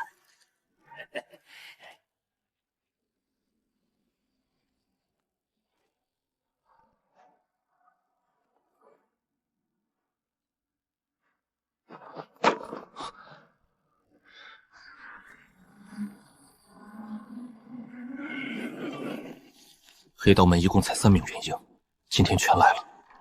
交易一株未成熟的月华草，犯不着这么大阵势，来者不善。两位道友，经过生意，我可以答应交易一株月华花草给道友，不过交易的筹码必须得让我满意才行。不知需要何物才能让前辈满意？我的条件也很简单，就是把它留下当我道侣，我可以送一株月华草给你。这老匹夫活了上千年，居然满脑子阴险，到了元婴期苦尽甘来，原形毕露成了色中恶鬼，此事绝不可能。还请道友换一个条件吧，在下可以拿出与月华草等价的千年灵药来交换。若是道友实在没有诚意，在下就此告辞。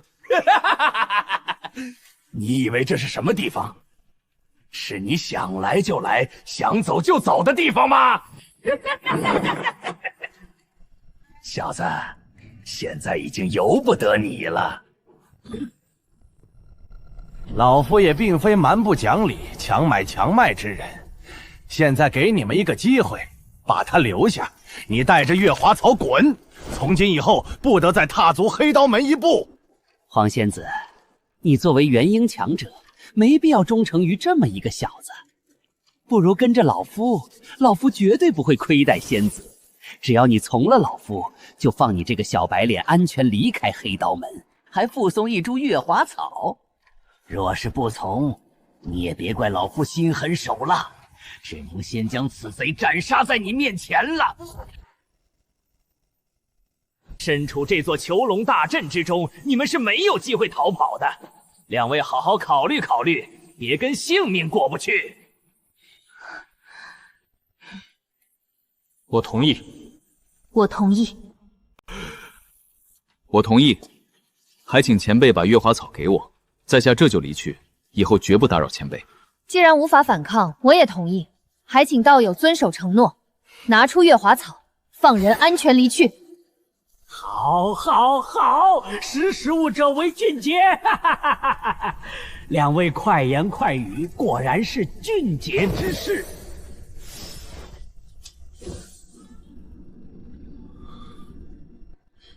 诸位前辈，在下告辞。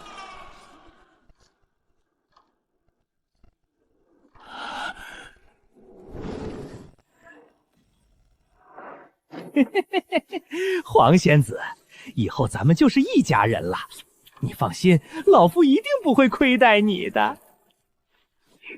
黄仙子，你这又何必呢？你现在就算拼命也逃不出我们三人掌心的。听话啊，放下手里的武器，老夫一定不会亏待你的。再说了，你的那位楚公子应该还没逃出黑刀门范围吧？别，黄仙子，你别想不开。就刚才那小子不值得你如此。黄仙子，你就算自杀也逃不出老夫的掌心。老夫会趁热把你的尸体好好玷污一番，还会把你的尸体炼制保存起来。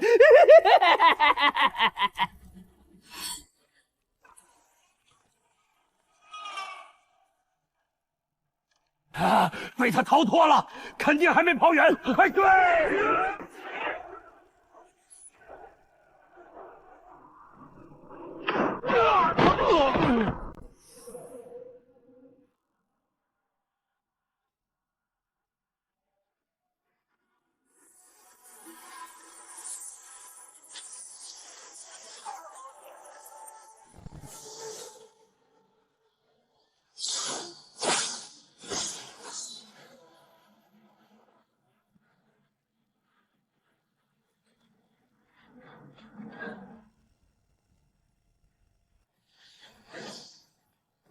刚才出门遇到个不知死活的金丹拦路，被我用定神符无声秒杀，尸体正躺在我空间里等着炼尸。你们这对狗男女，给我等着！等老夫出来，非要扒了你们的皮，抽你们的筋！菲菲，你估计此刻还能困住这三人多长时间？大约1炷香应该没问题。1炷香吗？应该也能做很多事了。老匹夫，你竟然敢算计小爷我！今天小爷就放一把火，烧了你这鸟宗门！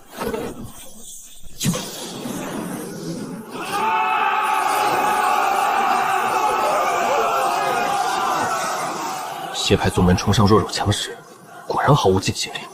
大难临头全是缩头乌龟，回去必须在咱们护卫队狠抓思想教育，战死光荣，偷生可耻。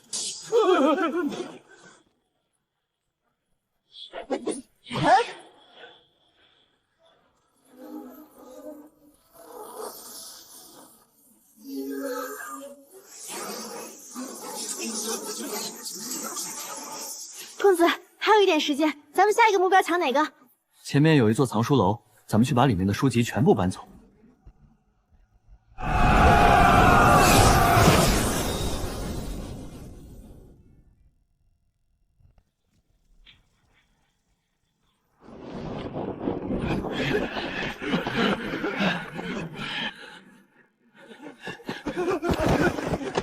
恭喜老祖大展神威，打得强敌望风而逃。老祖神功无敌，佼佼之辈望风而逃。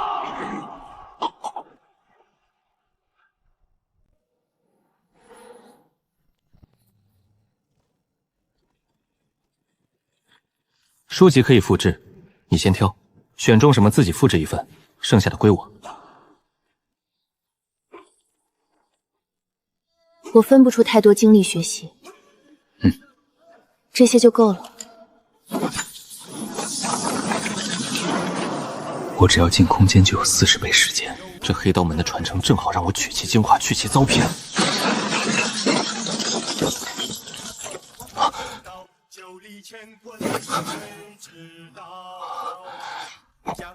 这是龙血荔枝，这可是修仙界难得的美味佳肴，对炼体修士更有强身健体的功效。这个，菲菲，这颗果子对我有大用，能不能先让给我？以后我找到更多龙血荔枝了再还你。此物对我无用，公子尽管拿去就是了。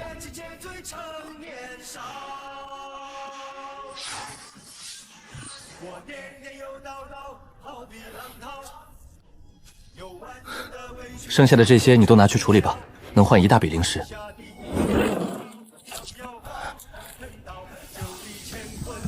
妙的，天底下竟然还有如此邪门的灵果！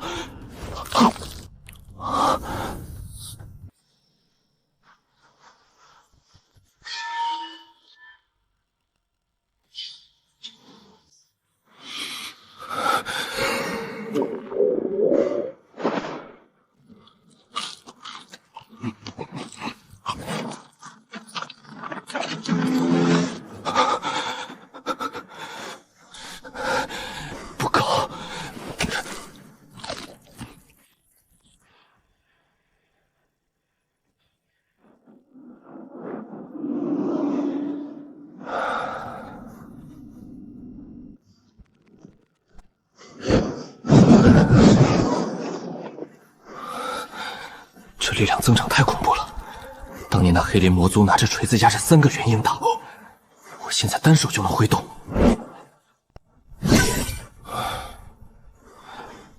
虽然还不够灵活，但自保又多了一张底牌。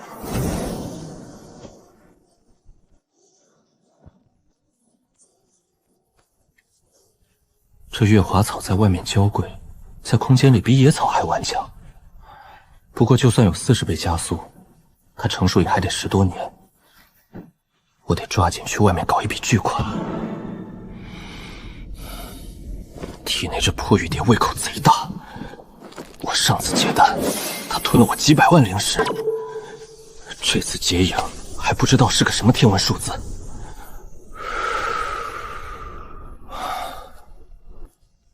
这货要是以后把大陆灵气吸干，我难道还要当灭世魔头？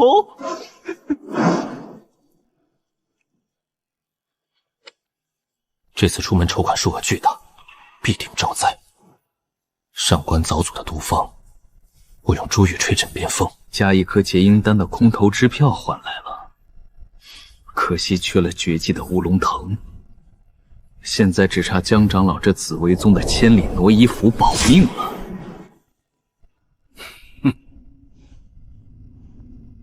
抱歉，楚道友，此符炼制之法向来是紫薇宗不传之秘，就算是紫薇宗弟子，也只有极少数人有资格学习。江道友太见外了，现在大家同属于吕门，都是自家人，何必非要分出个彼此呢？天下万事万物都有其对应的价值。我先开个价，江道友考虑考虑。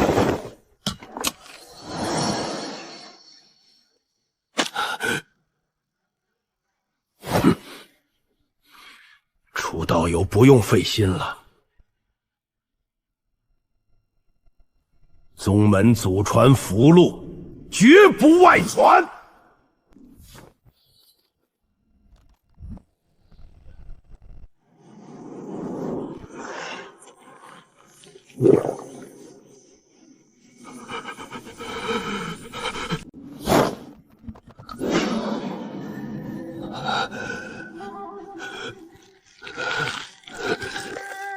这股诱惑太大了，有了这些，我甚至能冲击周边蜀国唯一的元婴中期。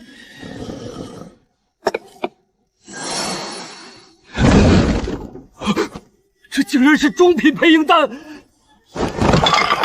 成交！用我空间里那株2000年黄桑木树皮做符纸，加上元婴海蛇鲜血做符末，成功率还不错。有这2张暗色的，掺了元婴魔族精血还不知道效果。不过防身是足够了。菲菲，我打算出一趟远门。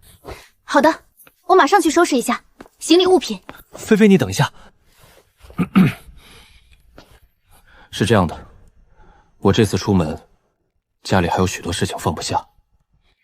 我们俩上次得罪了黑刀门，对方不敢跑到吕门找麻烦，保不准会找珍宝楼的麻烦。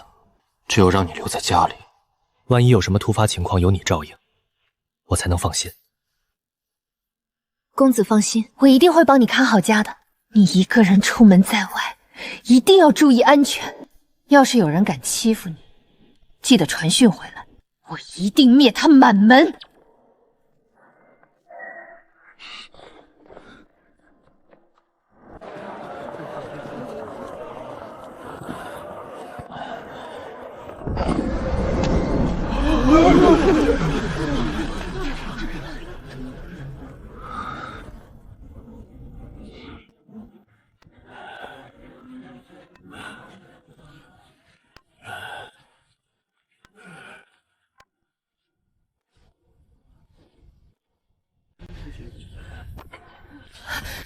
前辈小心台阶！贵宾一位，请问前辈有何需求？我想问一下，你们这里有没有3000年的乌龙藤根？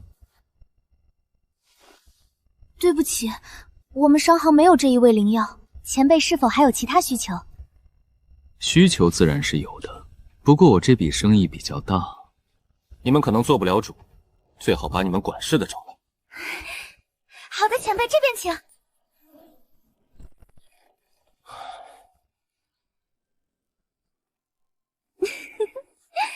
这位道友，妾身秋月有礼了。秋月道友不必客气，在下手里有一批千年灵药，不知贵商行是否收购？千年灵药，当然收。道友能否拿出来让妾身看看？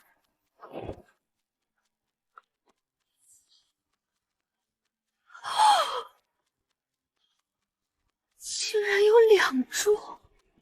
怎么，以贵商行的实力，吃不下2株千年灵药吗？当然能吃得下，本商行就算是砸锅卖铁也要凑齐灵石，把道友的2株千年灵药买下来。不知道有的千年灵药，打算卖个什么样的价格？100万灵石1株，不还价。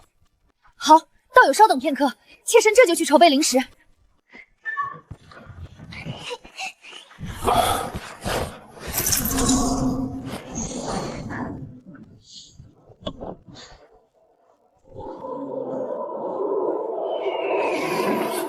前面的道友慢走，请等一等妾身。原来我也拥有跟朱玉相似的超帅气质，只是以前没发掘出来。道友何故如此绝情？我家的心好痛，能不能帮我揉揉一下就好？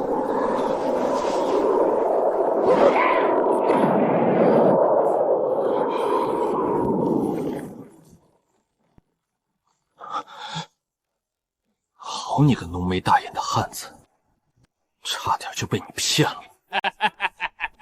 道友，你已经中了老娘，呸！中了老子的7步断魂香，还是乖乖从了老子吧。把你的储物袋交出来，我就给你解药，放你安全离开。一种毒力正在快速腐蚀我的身体和法力，混元法力包裹压制效果很微弱，此毒霸道。好吧，我可以交出储物袋，但我要确认你是否真有解药，否则大不了鱼死网破。老子既然施展此毒，自然是随身携带了解药的。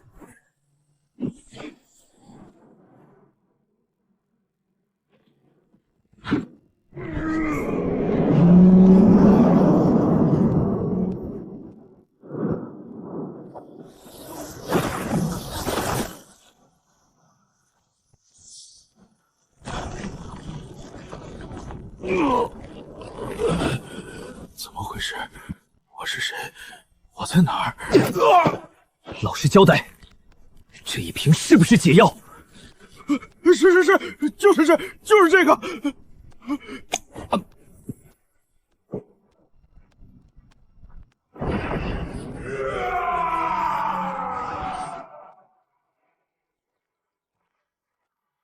络腮胡最终被我的人格魅力彻底折服，自愿把7步断魂香配方无偿送给了我。之后他深感罪孽深重，无颜苟活，求我大发慈悲将他斩杀。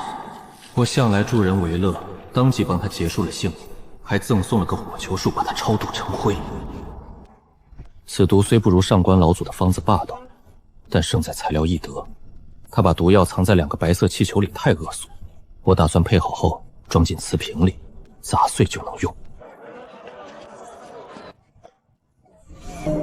现在我已经筹集了1亿灵石，就算全部换算中品灵石，也有100万，差不多够了。只是外面惹的麻烦太多，暂时还不能回旅门。这些年频繁出手千年灵药，招来太多追踪者，硬打绝对打不过。回去前必须甩开他们。恰好遇到2姐，咱们定下了这招移花接木。听说了吗？东海深处某座海岛上发现了一座上古人族留下来的药源，近期大陆神秘出现的大量千年灵药，皆源于此。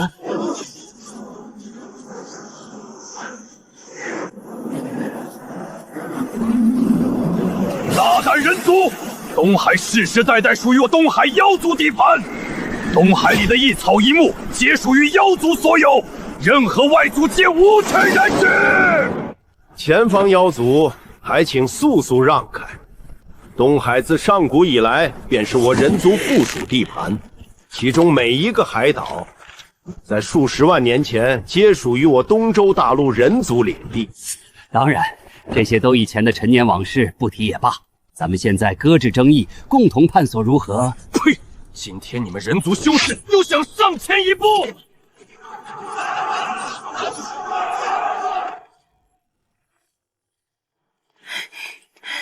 公子回来的正是时候。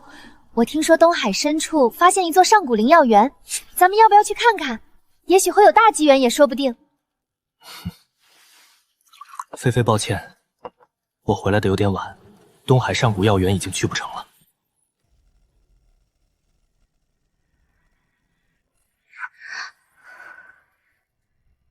对了，公子，现在东周大陆战乱四起，你独自在外行走，没遇到什么危险吧？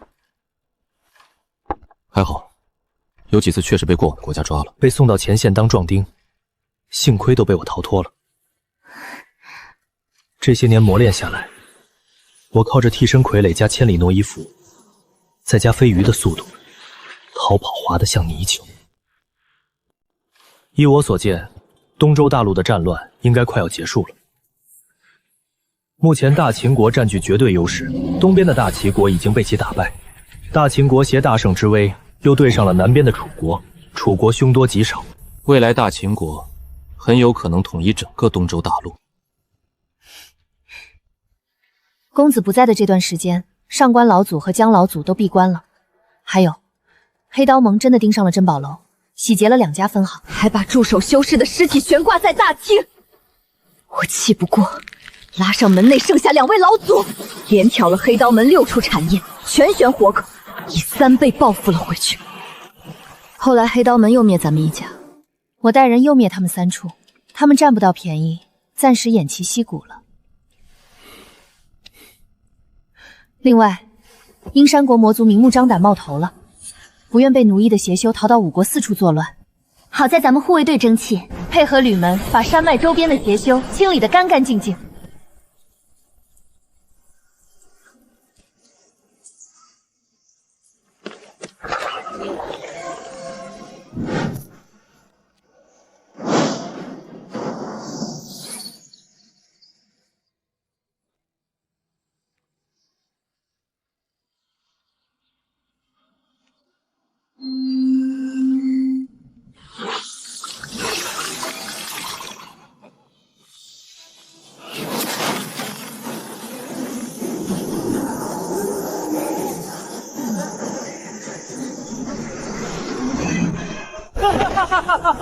原来当天才的感觉这么爽！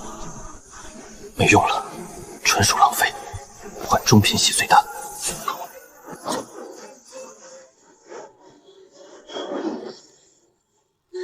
真的还能突破？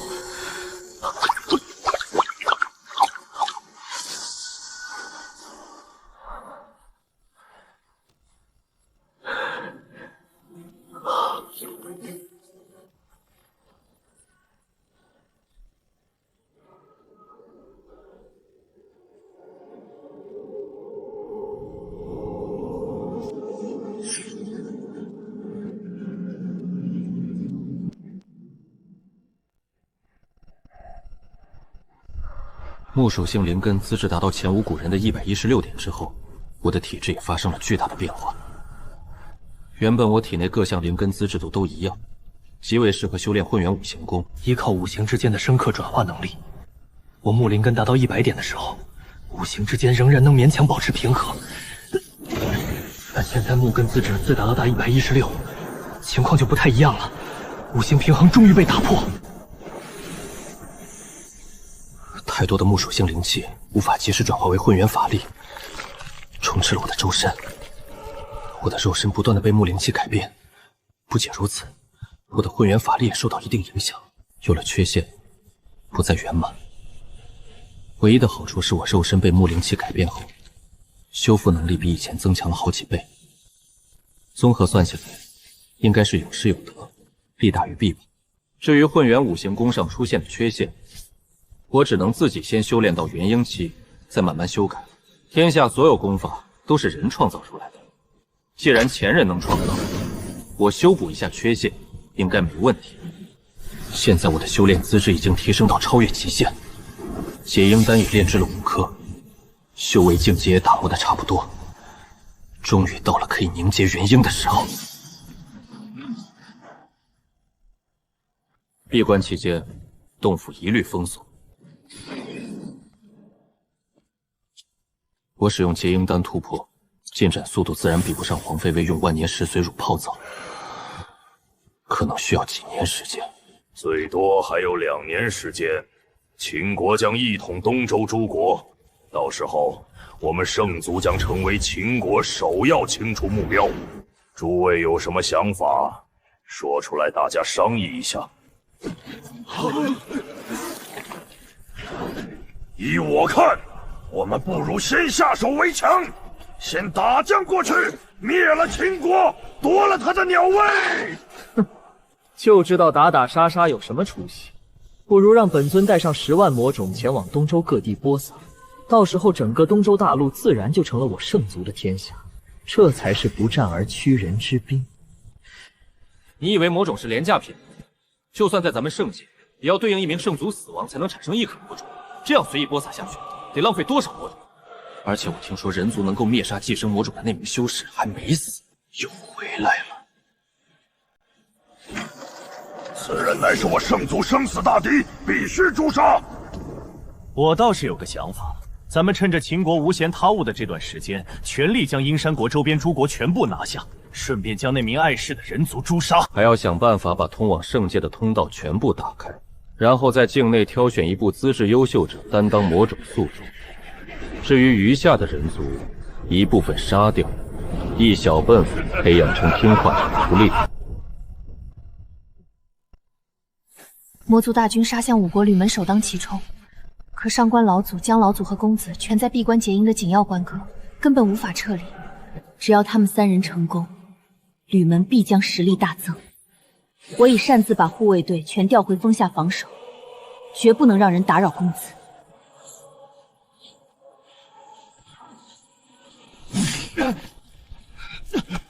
启禀黄老祖，应山国魔族大军已经到了吕门山脉外围，正在跟驻守在那里的赤阳堂修士激战。知道了。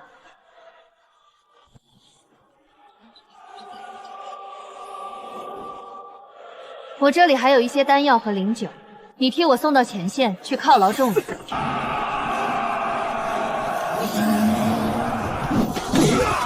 想当年，我曾立下宏愿，要做修仙界最顶端的男人。可每次和楚云霄、朱玉比，我都夜不能眠。他们能有今天，一定是在背后默默努力了。我现在终于也到了金丹后期，定要和楚云霄一较高下。杀！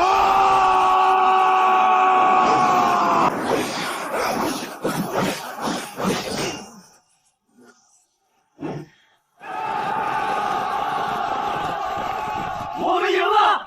恭喜姬道友取得此战首功！原来是楚云霄唤派来的人，人家一个丫鬟都是元婴期，随便派个跑腿的就是金丹，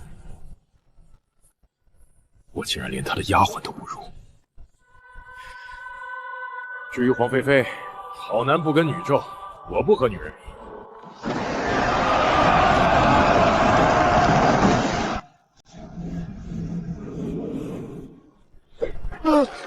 禀报老祖，吕门各路驻守修士已经全线败退，丹心堂一支修士小队全军覆没，只余朱玉长老一人逃出。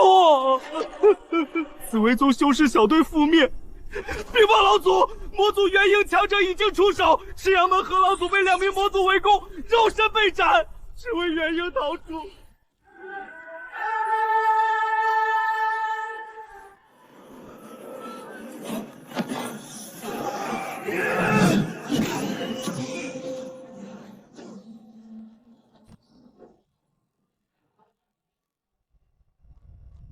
两位道友，圣族已经发下悬赏，任何人斩杀楚云轩，都能成为圣族的客卿长老，以后就拥有与其他圣族相同的地位。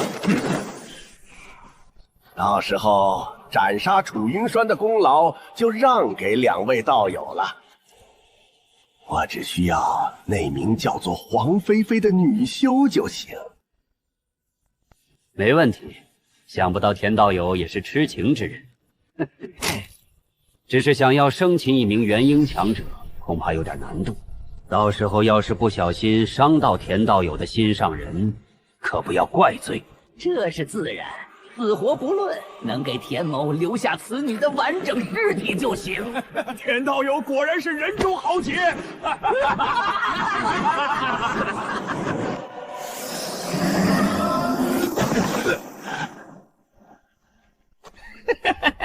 黄仙子，好久不见，别来无恙否？自从当日一别，老夫对黄仙子甚是想念。仙子的音容笑貌时时浮现于眼前，魂牵梦绕之下，以至于茶壶分一笑得人憔悴。天下男人除了公子，皆可杀。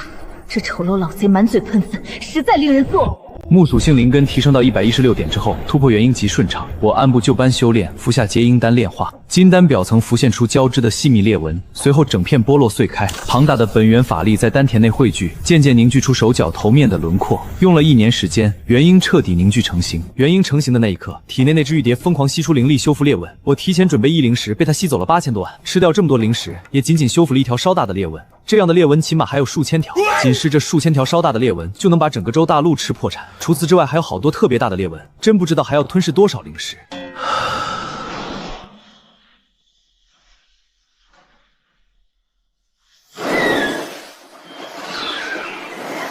空间变大，我与玉蝶的联系更紧密，已能掌控这里的一切。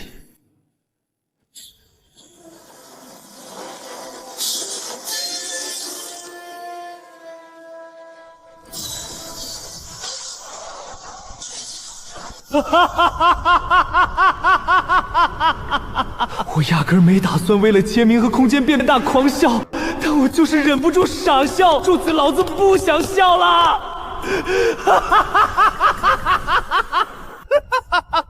字符入体那一刻，我明白了，这玄奥字符包含了一道法则的力量，而这道法则就是笑。元婴期连法则的边儿都摸不到，我刚结婴就得到了笑之法则，说出去足以让化神强者羡慕死。可我根本掌控不了，就算掌控了能有什么用？充当开心果吗？这不适合我这种元婴高人去干。一缕缕淬暗法则强行抽落，试图在之间重新交织。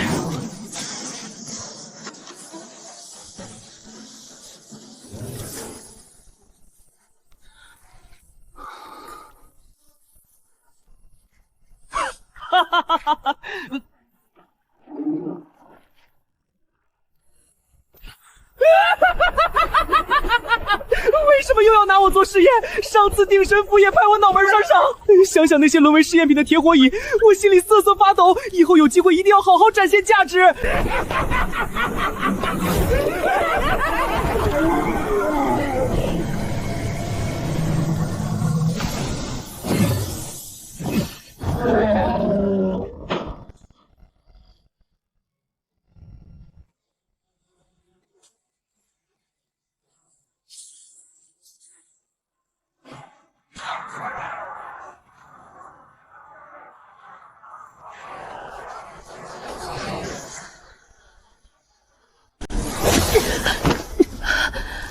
好险，刚才差点就死在这九眼魔族的幻境中。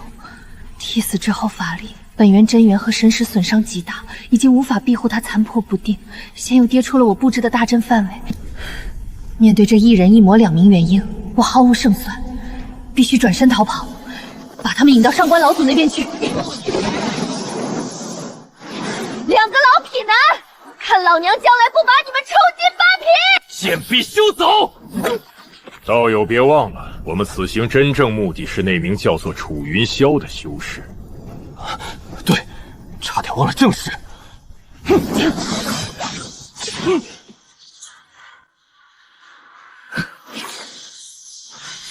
并压榨出体内最后一丝本源真元。让人们！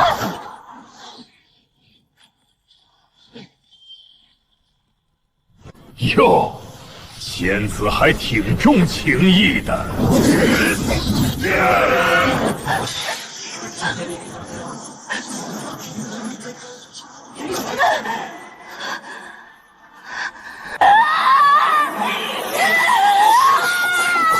疯女人，滚开！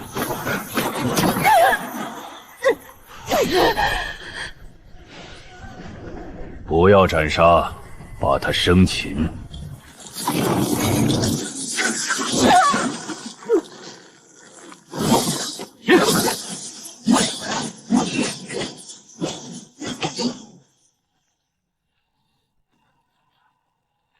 你个疯婆娘，该逃的时候不逃，非要回来找死。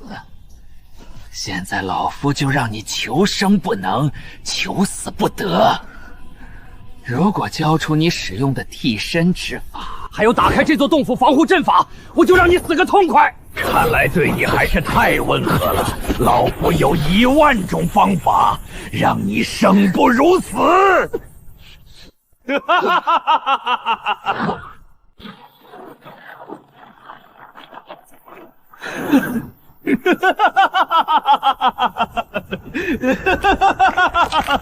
你们找死！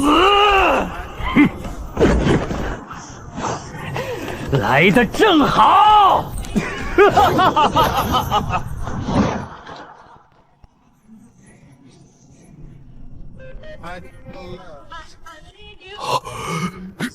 这是什么手段？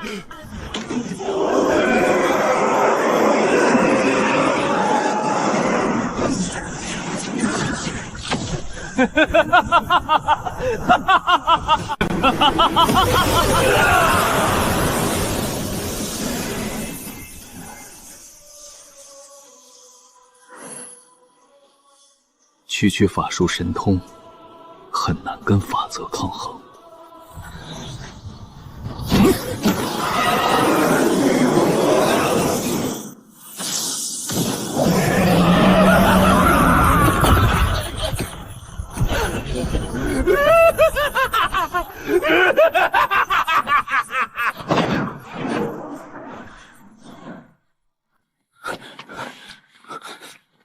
这就是我用生命守护的男人。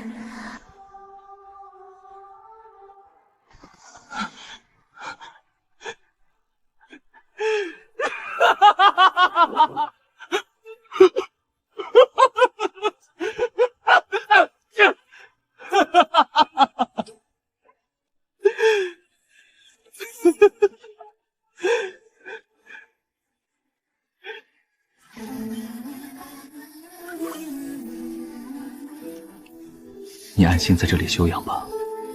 魔族加到你身上的痛苦，我会10倍报复回去。这2人留给菲菲以后亲手处理，我现在要去清算旧账。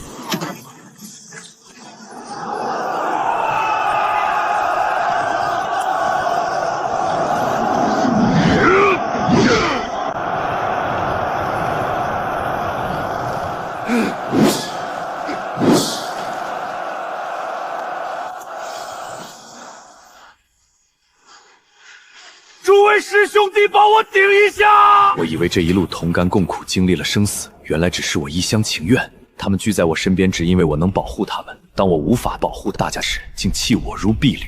哪怕保敌，我既无敌也要死在战斗冲锋的路上。只可惜我的理想今生无望实现了。这是什么邪功？这是打算把脑袋当法宝寄出去伤敌，或者是用这种诡异功法把敌人吓死？姬武，你愣着干嘛？还不快退下！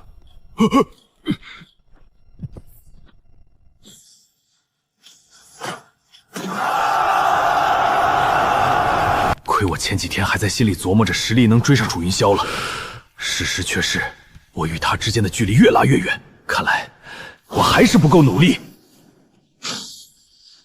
哈哈哈哈哈！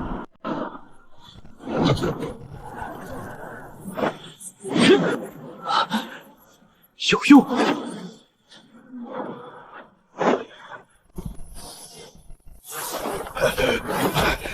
楚道友，且助我一臂之力。江长老，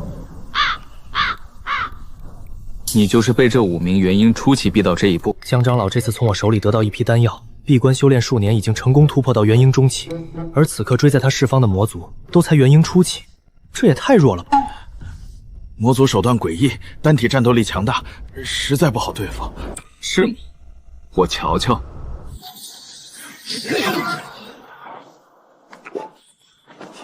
楚道友小心，那名矮壮魔族善使一种魔焰，甚是歹毒。多谢，吾已知晓。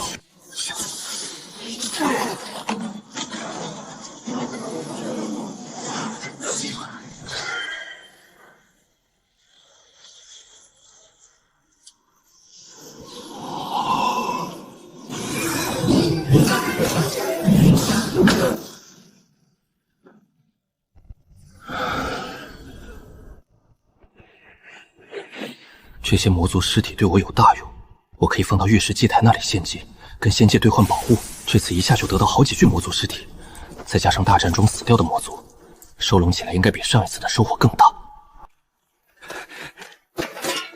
多谢楚道友出手相助，道友战力强大，令老朽汗颜。我这1000多年简直都活到狗身上去了，不，哪怕是狗活1000多年，也会成为强大的狗精。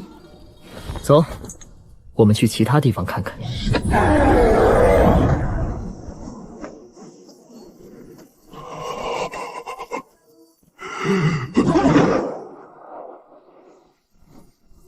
所有人排好队，提前把你们的魔族尸体拿出来，会根据尸体的强弱评估给出奖励。你这是一只金丹实力的魔族，可以兑换实力3阶丹药，具体丹药种类可根据需要自行选择。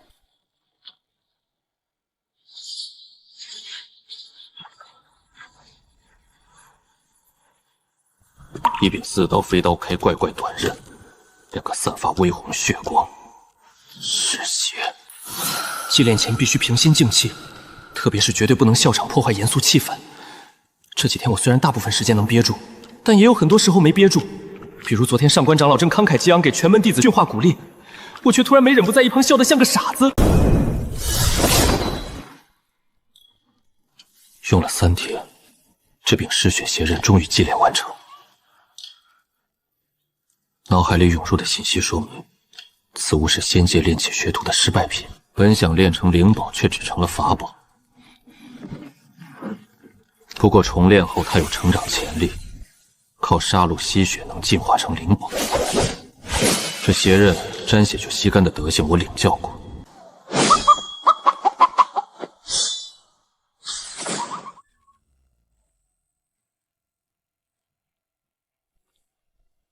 嗜血邪刃必须对方有伤口才能吸血，而且一旦吸到血就会极度兴奋，主动攻击，性子也不好控制。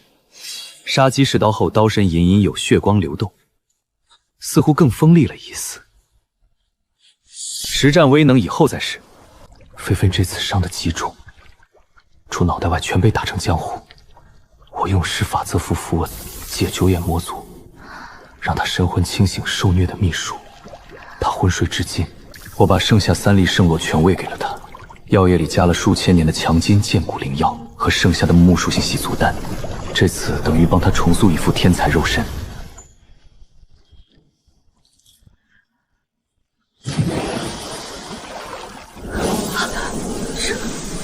我记得自己身受重伤，痛得撕心裂肺，现在不仅伤势痊愈，与天地灵气的亲和力竟大幅提升，稍运转功法，灵气就疯狂涌入，炼化为法力。有这体质，以后修炼必定一日千里。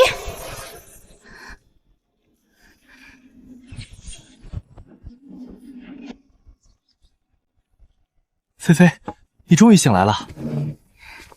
多谢公子再造之恩。你我之间不用客气。对了，伤势全好了吗？身体没什么不妥之处吧？很好，比以前还要好很多。菲菲，当初伤你的2名敌人，我可还帮你留着的。现在交给你亲手处置吧。这2个货就交给你了，你回去还要做一些准备。吕门将要搬迁，换一个地方重新驻扎。好的，公子。阴山国魔族跟5国勾结，吕门夹在中间，迟早被包饺子。上次惨胜赏王过半，门中决定举门搬迁去东海荒岛谋生。我可不是心慈手软之辈，这2人当初折磨我，我必须10倍还回去。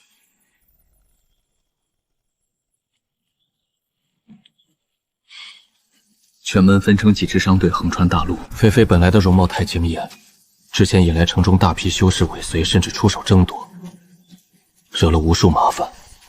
他现在只能办成。这一路走走停停，顺手打发了几波劫匪。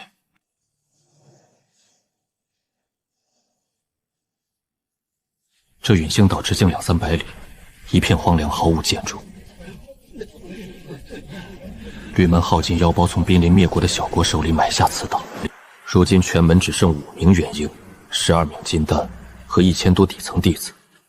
我手下那支拥有3名金丹的护卫队，成了岛上最强力量。楚道友与黄道友大驾光临，令寒舍生辉呀！金道友客气了，在下金丹之时便得到过道友的照顾，今日特意过来叨扰，跟道友叙叙旧。道友来就来呗，还客气啥？姬无敌，你小子还愣着干啥？还不快快上茶！上官和江老祖突破中期全靠楚云霄，今天我必须让楚阳霄舒服了，哪怕让姬无敌做出牺牲也行。人家不仅地位远超于我，身边丫鬟的绝世容颜更是无法形容。我家那道侣连他一根手指头都比不上，真是羡慕。金道友，我此次前来有一事相求。哦，不知道友有何事？只要老夫所曾及的地方，定然全力相助。是这样子的，我最近在钻研完善一部修炼功法，需要更多的功法作为参考，所以就想跟赤阳堂交易一些修炼功法，还望金道友成全。道友此事有点难办，修炼功法乃是赤阳堂老祖宗传承之物，关系重大，不可外传。金道友见外了，如今你我同属吕门，都是一家人，何来外传一说？结鹰丹，结鹰丹，现在别说违背祖宗，楚云霄就是让我当场给金祖祖俩再踹一脚，我也干得出。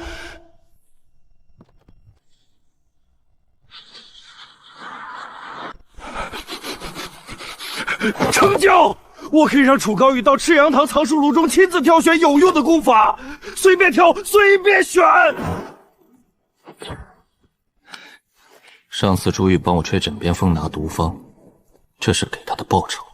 在赤阳堂挑功法时，姬无敌贴心伺候，我也顺手给了他一颗。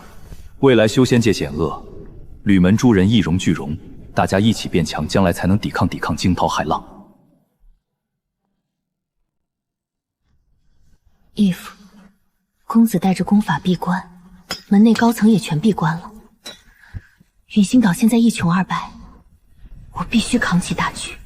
开垦林田3-4年能回本，挖出的灵矿能解燃眉之急。我还得去趟黑蛟城找绿豆眼，重新打通海陆贸易。绿豆眼道友，吕门现驻扎陨星岛，愿与黑蛟城互通有无。人族丹药换东海特产，利润3方均值。黄仙子快人快语，我儿金毛老鼠早念叨楚云兄弟了。东海货源包在我身上。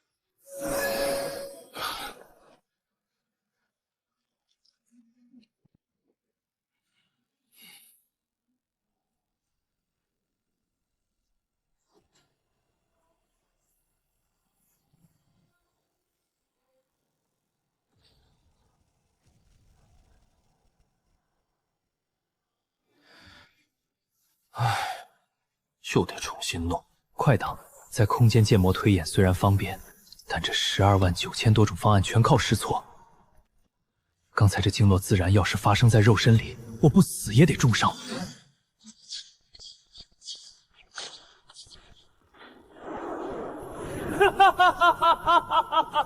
我终于成功了！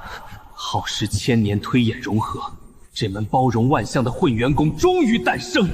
不仅完美解决了五行冲突，还留下了后门。五色神光和混砖神磊依旧可用。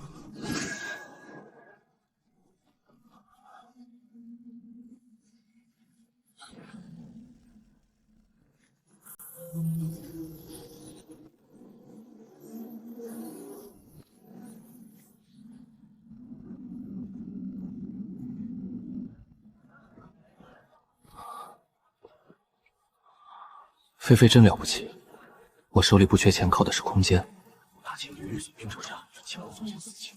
他却是实打实从天下人手里赚来的基业。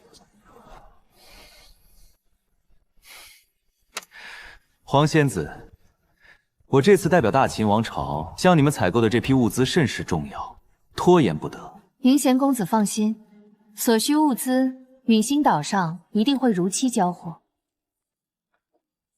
这笔交易交完定金便算定下，不知银贤公子是否还有其他需求？多谢黄仙子的热情招待，不知能否邀请黄仙子到大秦王朝的皇宫一游？抱歉，在下最近公务繁忙，没空。既然如此，在下就告辞了。大秦王宫随时欢迎黄仙子的到访。公子，你终于闭关出来了。公子，你都饿瘦了，咱们回去吧。我又研究出好几种海鲜的新做法。公子，你看，这座坊室的格局是我亲自设计的。菲菲，你真能干，这些年辛苦你了。论修为我元婴期，论长相我风度翩翩，论身份我是大秦王子，我究竟输给这其貌不扬的野小子哪里了？你们几个去打听一下，这个是什么人？大秦战场，魔种。菲菲，你可以让商队跟东周大陆上的人族传个讯，我可以治疗被魔种寄生的修士。秦国一败，整个人族都会被奴役，覆巢之下无完卵。趁我现在自创功法大成，还能出点力，就多做点事。哪怕这则消息放出去，会立刻引来魔族倾尽天下的疯狂暗杀。要深入这片死亡绝地中，利用海水中的巨大压力淬炼肉身。要想人前显贵，必定人后遭苦。与我同期的楚云霄和朱玉能取得今天的成绩，一定在背后比我更努力，吃了更多的苦，遭了更多的罪。我要成为最强者，绝对不能再堕落下去了。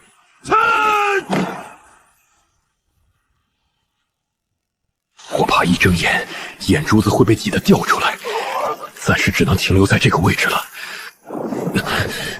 再往下1-2丈就直接暴体而亡了。我是来变强的，又不是来寻死的。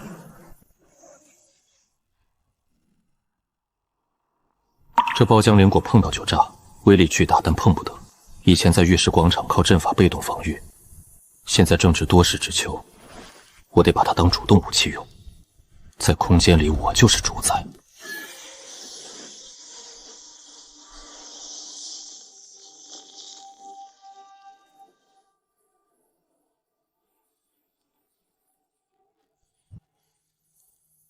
用阵法稳固外壳，加上符文法门，只要用一点点法力触发法门，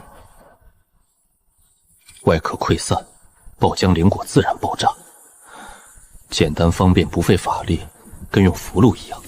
耗时几个月，空间里400多颗全部炼制完毕。这1颗能干死金丹，10颗能把元婴吓尿。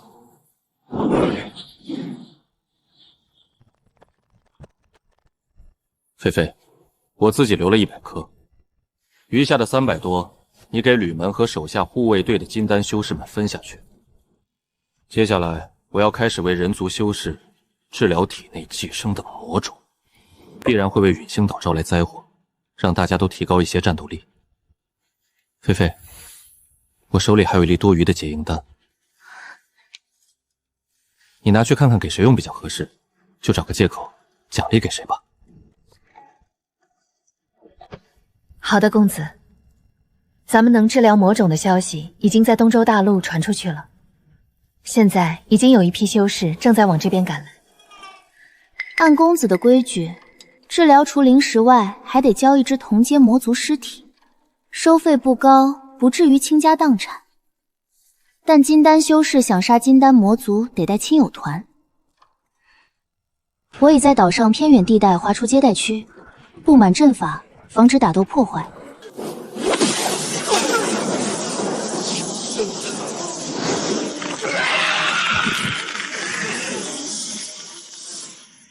第一批病人上门后，生意丰隆，每天接客上百次。虽然累，但赚得多。每治好一人，就等于挽回一名同胞，减少一头魔族。消息传出后，人族信心大增，投靠魔族的变少，主动猎杀魔族的变多，市面魔族尸体价格暴涨。仙王子，我们还要不要动手？调查发现楚云霄平平无奇，我本想雇刺客杀他，等黄菲菲伤心时趁虚而入，帮他报仇，顺便灭口，赢得美人心。可现在他一人之力让秦国扭转了战局，对秦国至关重要。现在杀他等于自掘坟墓，暂时放弃刺杀计划吧。但我绝不放弃黄菲菲，她不仅绝美，初见时我便发现她是传说中的琉璃不构体，她手里的财权对我继承大统助力极大。等楚云霄失去价值，还是得把他弄死。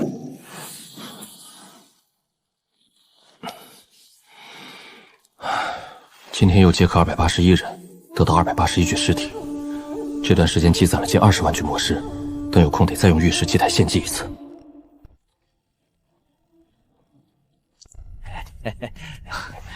两位道友里边请。两位难道也被魔种寄生了？这段时间发现妖族也有极少数被寄生。呸！没有的事儿，我们俩很好。这些年来福搞了资源，把小金毛鼠也培养到元婴期化形了。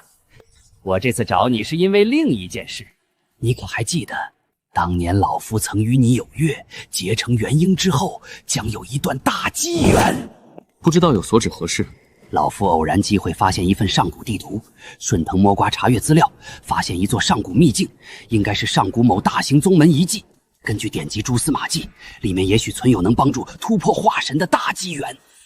如今修仙境界化神只是凤毛麟角，元婴修炼艰难。当年吕国全盛时，10几名元婴无一人突破中期，后期更难。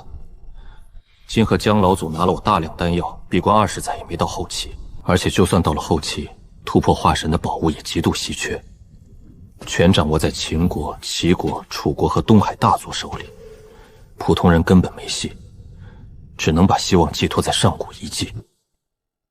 小世界那次洗澡水都能突破，上古大能遗迹确实诱人。既然有如此好处，道友不悄悄前去，将其独占下来。老夫要是能独自进去，早就独自前去将其一扫而空了，哪里还轮得到你小子？此事说来话长，那秘境有强大天然阵法，每隔一甲子出现短暂薄弱期，但开启需要木、火、土、金、水5种法力同时施展。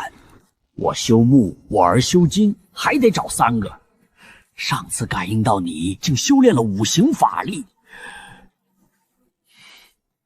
你一个顶5个，寻宝自然越少越好。此事还有30年，我提前打招呼。你要是不愿去，我再找别人。好，一言为定。道友，你提前做好准备。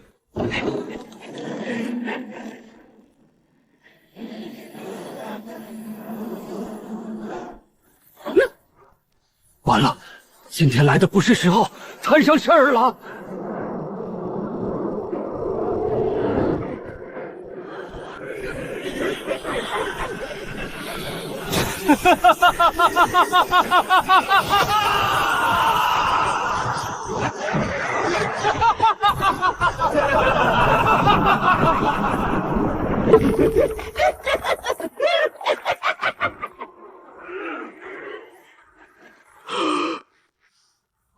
家伙，出门没看黄历。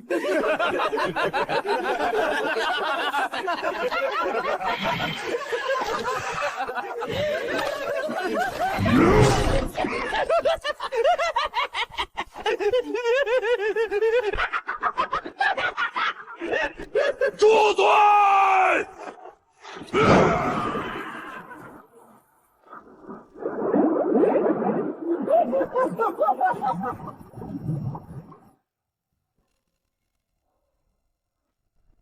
你们终于来了，老夫特来取你狗命！哼，你们不该来的。小子，少废话！这次看你还往哪里逃！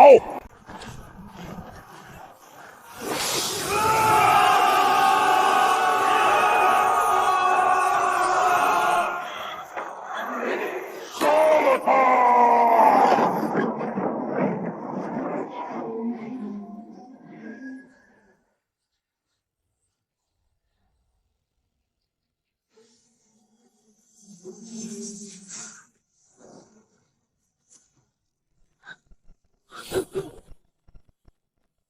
楚道友勿慌，你的事就是老夫的事，老夫一定陪你死战到底。好，多谢道友援手之恩，在下铭记在心。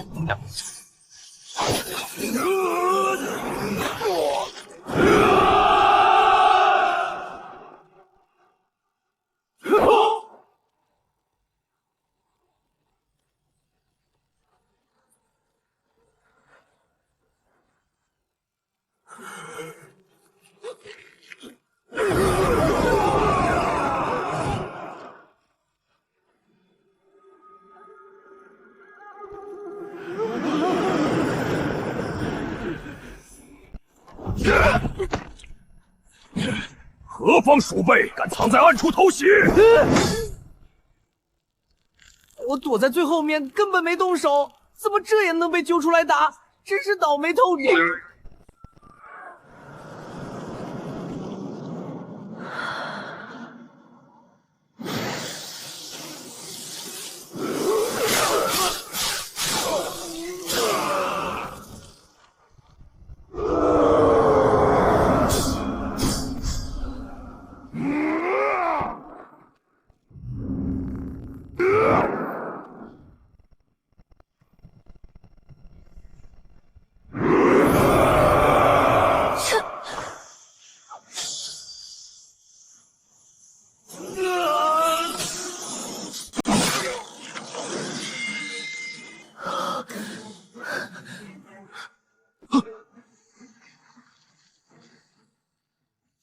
这把血刃居然在关键时刻反噬主人的精血。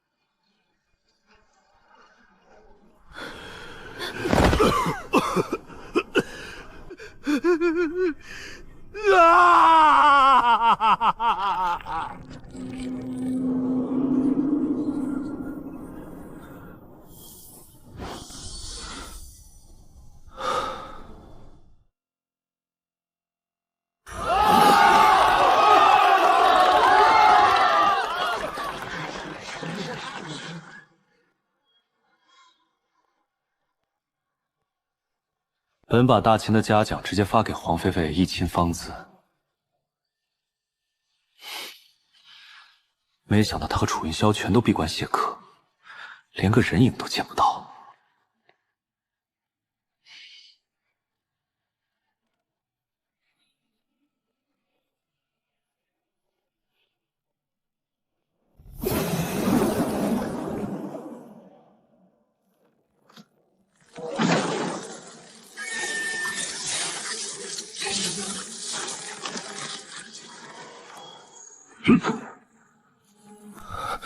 随着吞噬的精血越来越多，这血刃里沉睡的古老意识正在借着血芒加速复苏，极其排斥我的炼化。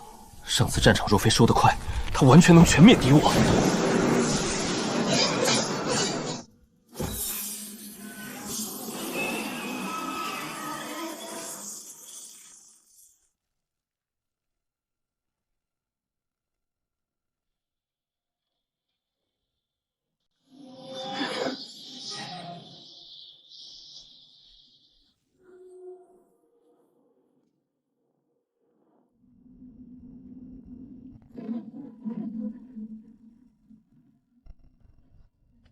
小萧，我重回吕国旧地调查一件事。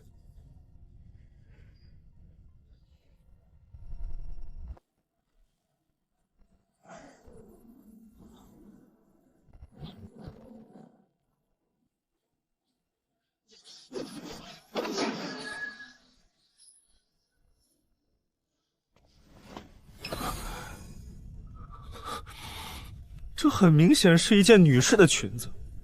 让我一个大男人如何穿出去见人？唉，心里那个纠结啊！宝物穿在身上可以提升实力，但我要是经常穿一条女士裙子在外面晃荡，会被人误以为是变态的。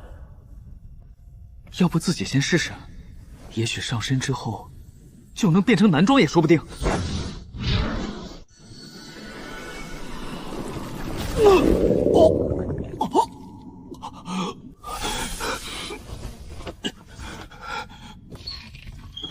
公子，你来啦。菲菲，我最近很到一件宝物，自己也用不着，留在手里又太浪费，就送给你吧。哇，好漂亮的裙子啊！公子，要不把这条裙子送给皇甫轩算了。你上次给我的那一粒结阴丹，我给了皇甫轩，如今仍在闭关中。如果不出意外的话，应该很快就能成为元婴修士了。公子难道不知，皇甫妹妹一直对公子有意？被菲菲一提醒，我才恍然大悟，以前皇甫轩看我的眼神确实不太一样，我曾被他惊艳过。可我现在一心修炼，无心他顾，儿女情长以后再说。广陵真人当年对我有恩，平时关照一下五师姐，也理所当然。不过这条裙子是送给你的，你就留着自己穿吧。多谢公子。以后没必要因为谁喜欢我，就刻意关照了。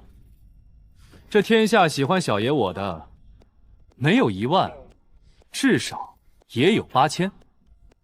哪里能关照得过来？公子，咱们陨星岛加上外来人口，还有东海妖族在内，男女老少加起来，一共也只有6000人。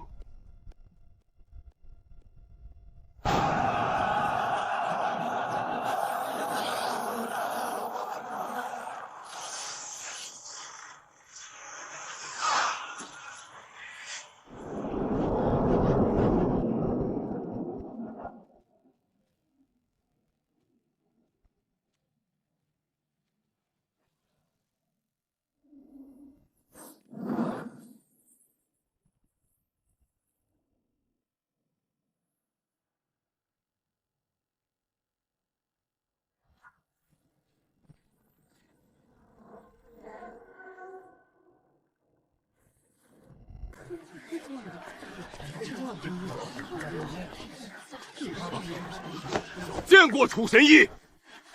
我与楚神医见过面。我与楚神医说过话。我与楚神医进行了深入的互动。楚神医还对着我笑了。小萧，光头男子本体已脱困离去，你要小心。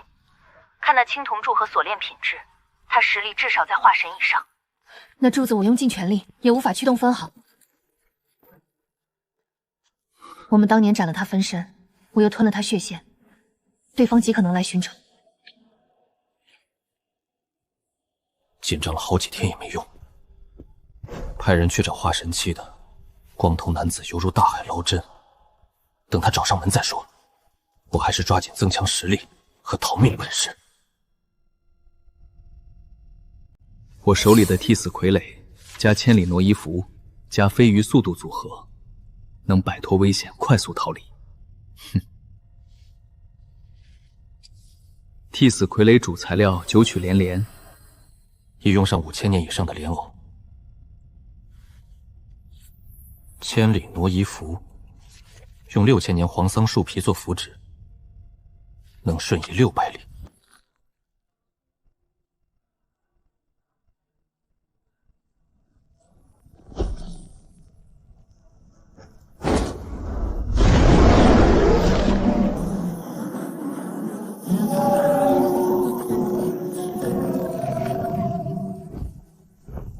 主人，我回去了。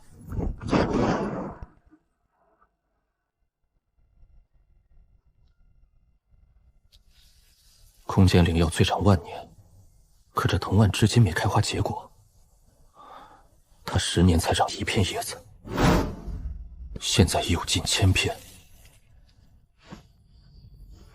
我饱览4家万年宗门书籍，论约伯修仙界鲜有人迹。据记载，天地初该会战生先天灵根，我这空间有小世界雏形，产生先天灵根很有可能。若真是先天灵根，珍贵程度远非人造灵宝能比。先养着，若实在不结果，我就把叶子摘了吃，藤割下来炼成绳子，专门绑人用，绝不浪费。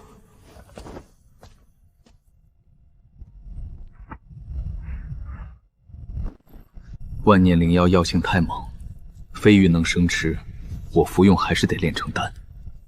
千年灵药在外界已是极度稀有，我现在千年灵药1大片，万年几10株。刚喂了狗，不对，刚喂了宠物1株万年灵药，我要是不吃1-2株，心里终究不平衡。今天特意给自己炼一炉万年灵丹。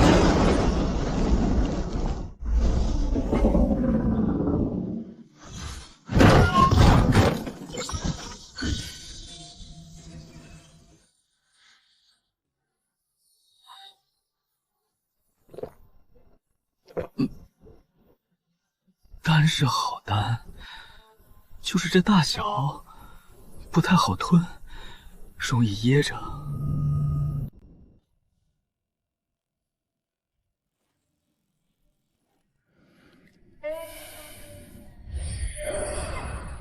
这颗丹药的灵力全部炼化，法力暴涨。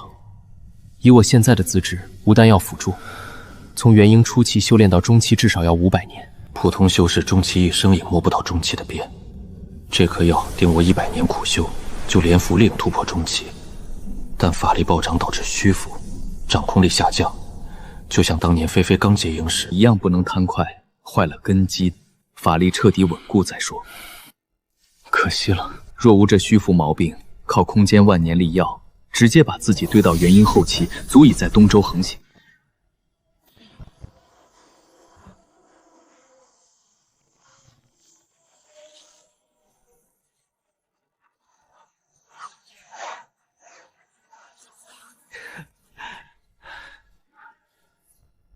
这2粒鸡蛋大的丹药，你拿去服下，提升修为。剩下的接田丹和2粒结婴丹，分派给下面的人。双拳难逼4手，多培养些亲近力量，很有必要。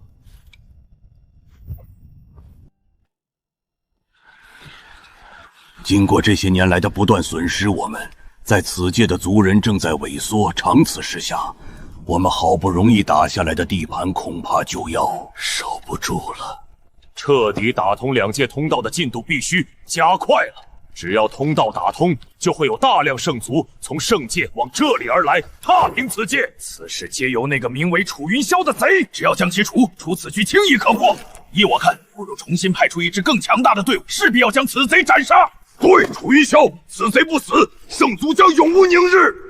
说的容易，我们上次派过去的人手也不弱，最后却落了个全军覆灭的下场。你们说，让谁去？依我看，不如这样，让那位出手。这样做应该有90%以上把握，只是那位就得暴露了。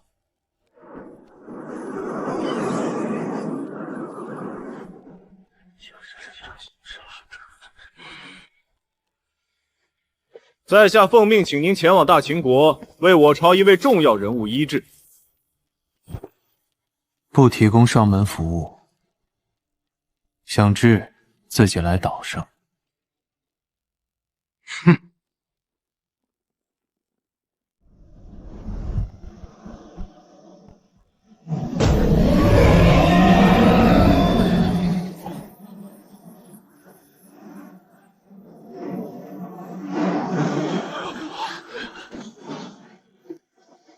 楚神医没有时间，老夫只能亲自前来，还请楚神医出手医治。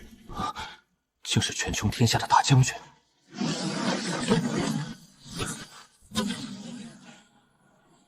越是位高权重，越怕死。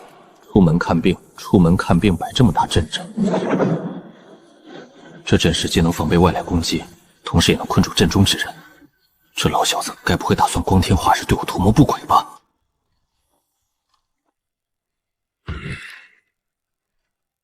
楚神医，咱们开始吧。医治费用需要30万灵石，以及一只元婴期魔族尸体。好吧，这里面有30万灵石和一只魔族尸体，拿去吧。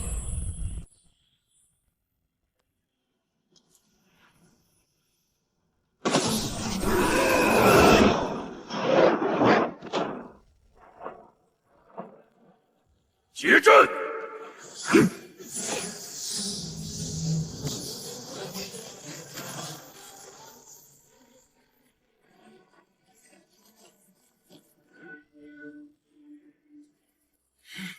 被他逃了，快追！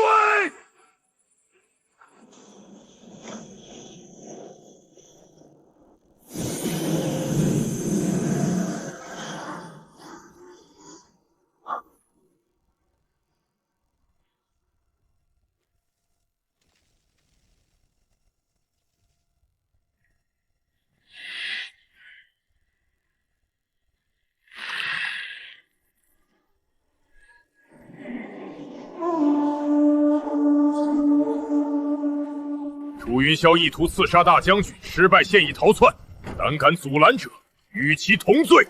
想抓楚公子，从我尸体上踏过去。挡我者死！哦，没死。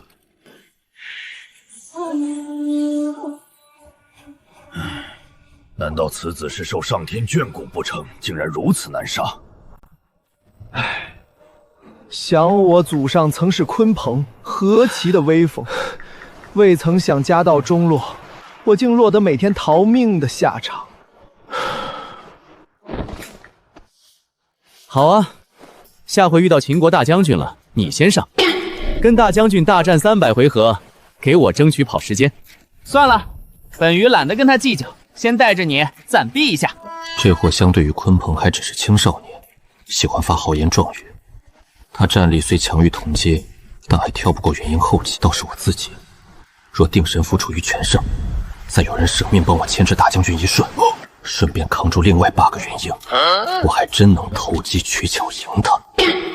或者用嗜血邪刃也有很大几率，只是代价太大了。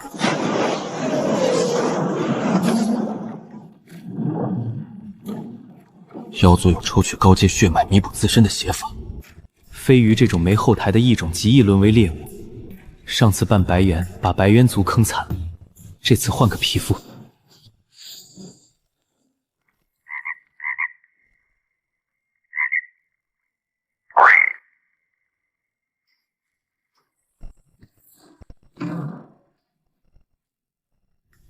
离绿豆眼约定的上古遗迹只剩几年，正好在此常驻避避风头。我已悄悄联络绿豆眼，传讯给黄菲菲，一是我安全，二是散播大秦将军是魔族卧底的消息。大将军先胜后败，损兵折将，加上我推波助澜，够他喝一壶的。楚道友，你的消息都已经为你带到，这是陨星岛黄仙日让我转交给你的一份书信。多谢道友相助，这里有一颗丹药，聊表心意，还请道友收下。多谢道友赠丹，在下告辞。以后有这方面的需求，请尽管吩咐就行。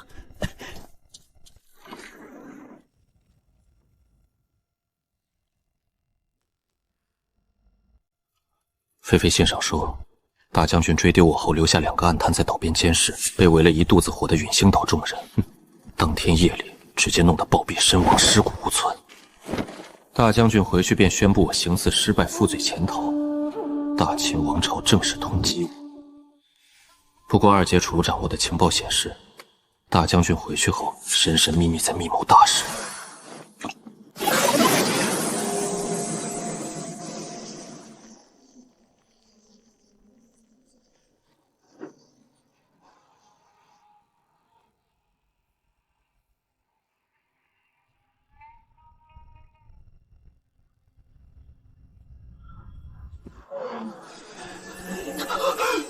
大将军竟然已经在秦国谋反！他带军控制了秦国大片区域，估计是我散播谣言的质疑影响。他干脆一不做二不休，揭竿起事，心腹们纷纷追随，其他隐藏的敌对势力失去大秦压制，也纷纷效仿割据地耳。天下彻底的乱了。越往东走，灵气越稀薄，直到成为毫无灵气的不毛之地。修士体内法力不断流失，却无法吸收天地灵气补充。古籍记载，曾有修仙者带足物品，穿越不毛之地，飞到世界尽头，那里是一片正午太也无法驱散的绝对黑暗，目不视物，神识被困体内。我觉得这世界更像一个把所有人囚禁于此的巨大囚笼。楚道友，再往前方，就是彻底没有灵气的不毛之地了。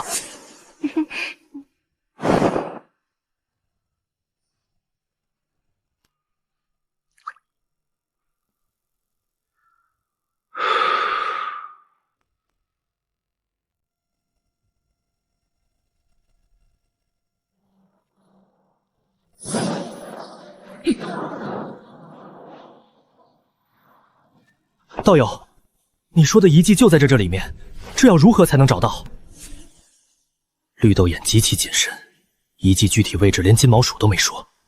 这一路行来，这母蜥已经总是旁敲侧击打听具体位置。绿豆眼眼里已有杀意，只有他那傻儿子还被迷得神魂颠倒。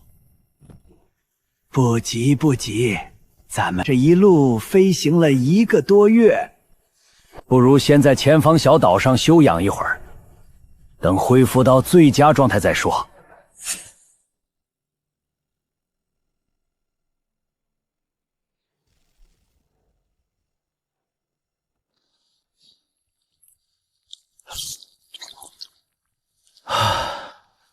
好了，在出发进入黑暗区域之前，我建议用绳子把我们4人都连在一起，以防在黑暗中走散。爹，你还没说怎么进去，位置什么地方呢？这座小岛形似一只大乌龟，露出在外的只是一小部分。那座遗迹便就在这座海岛的龟背位置。走吧。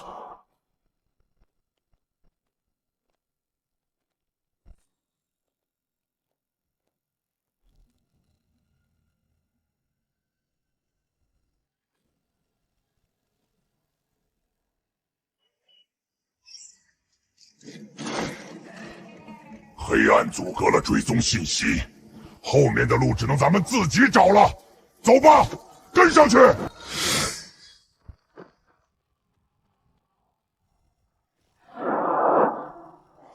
哈哈哈！休想逃过老夫的掌心。这黑暗的女有通天神通，也得变成瞎子聋子。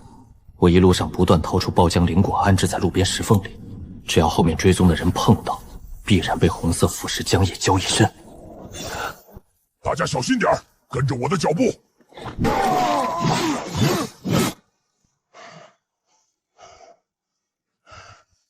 老五，你怎么样了？我刚才遇到不明袭击，受了重伤，探路灵兽也死了，我不行了，换你们上吧。此地果然凶险异常。老四，你顶上，小心点。爹，我们还要走多久？快了，就要到了。前方向右拐弯。前面有光。我们到了吗？不要靠近这个光点。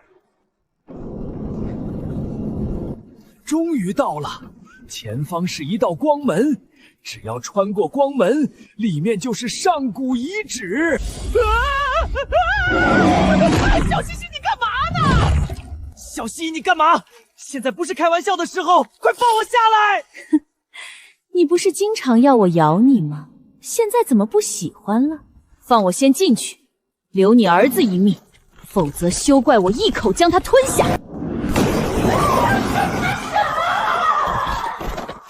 你个贱货，竟敢谋杀亲夫！亏我一直真心待你，连我们未来宝宝的名字都起好了。那是你太蠢，我本就是有夫之妇。这次受我夫君之命前来诱骗你，你们等着吧，我夫君就在后方，很快就要追来了。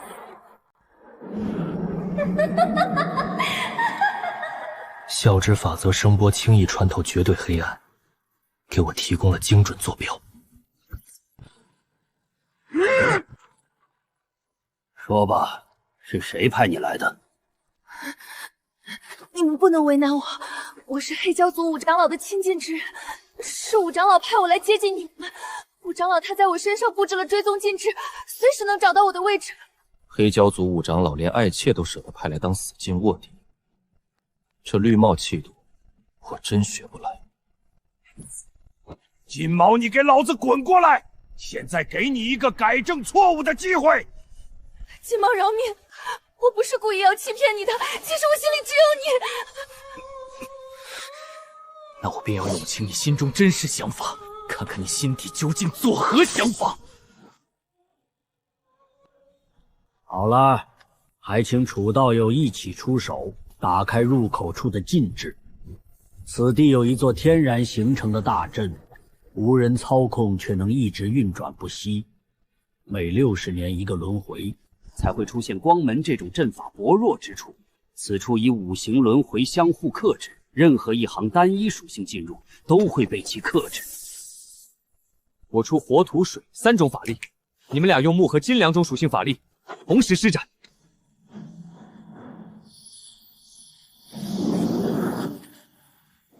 这5行天然融合的混沌状态，跟我自创的混元功法力极其相似，值得借鉴。现在应该安全了吧？这是你养的灵兽？就是随便养的消耗品，又没人规定老子一定要给猫吃。谁强谁有理。啊，神识能离体6尺了，应该是这座遗迹中的阵法能对抗一部分黑暗压制。楚道友，既然已经进了遗迹，接下来咱们就各凭机缘吧。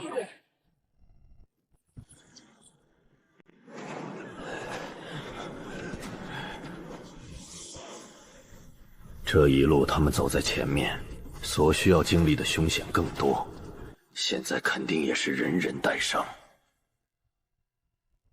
我们追上去，先把他们几个杀掉，再慢慢搜刮遗迹里的宝物。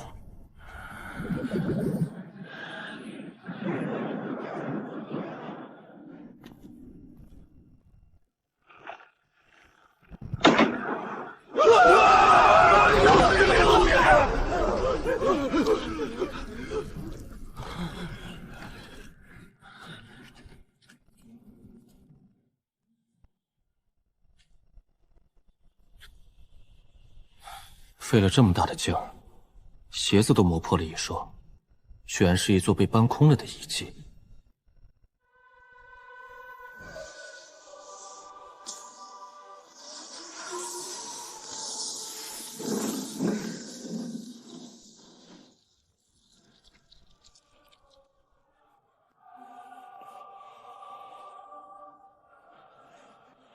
若是没有宝物，为何还特意保留阵法守护？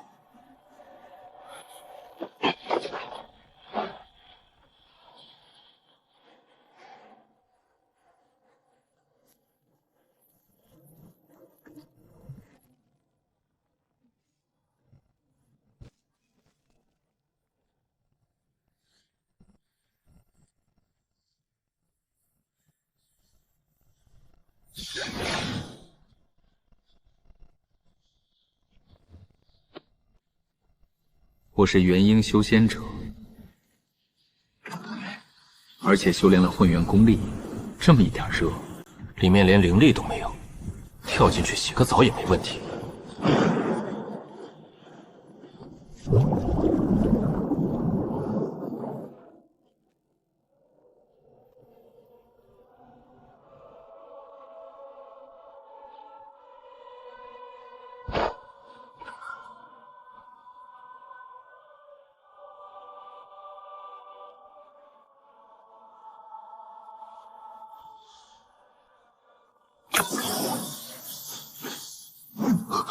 启动这座大阵要消耗360万灵石，我全身上下也才10多块上品灵石。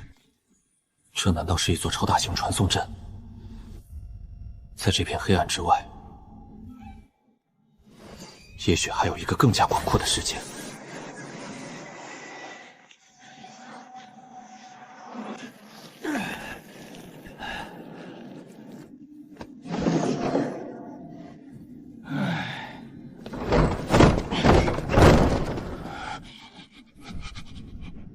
就这，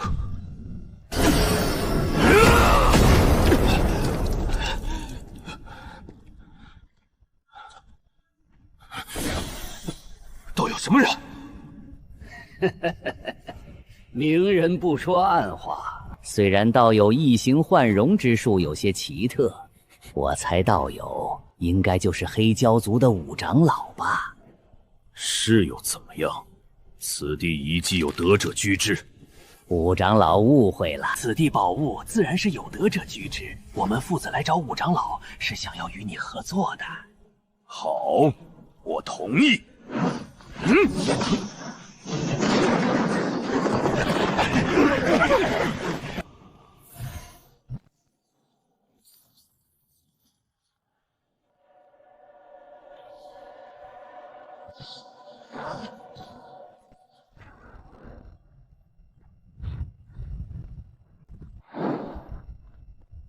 楚云霄道友，原来你在这里。楚道友，我们刚才找你找的好辛苦。这些门的禁制比较难搞，必须五行同时施展出来才能打开。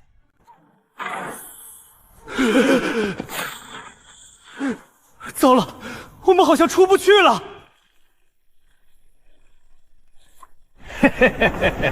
既然来了，就不用走了。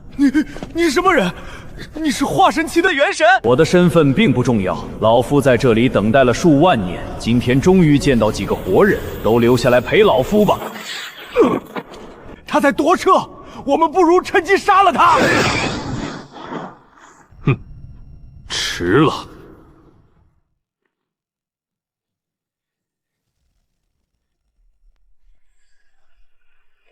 放开我！你要干什么？前辈饶命啊！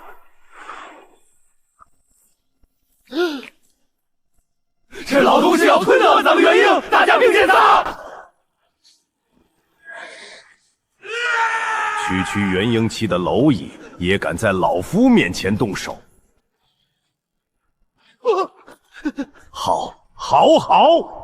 没想到天底下竟有此等逆天资质，老夫收下了。我仅木灵根资质便已经超过人类极限，达到了116点，连我自己也从未听说过天底下还有第二个像我这样的绝世天才。多谢前辈夸赞，晚辈的修炼资质确实有点与众不同。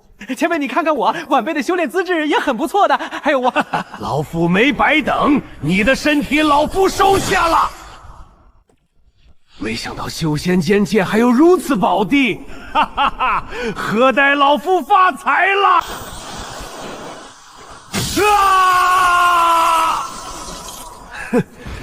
就凭这点威力，能奈我何？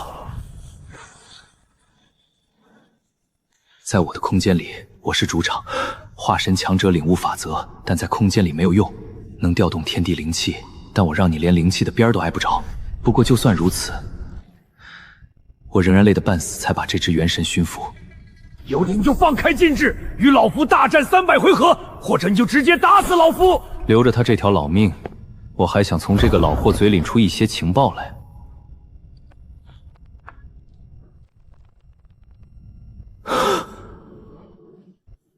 数万个极为精细的灵部件，最强会拥有元婴期实力。整个东周大陆上还没有听说哪一家势力掌握了元婴傀儡的炼制之术。只需消耗一些灵石，就能发出威力巨大的攻击，绝对会是一件战场利器。这2门炼力级秘术，只要得其一，便足以安天下。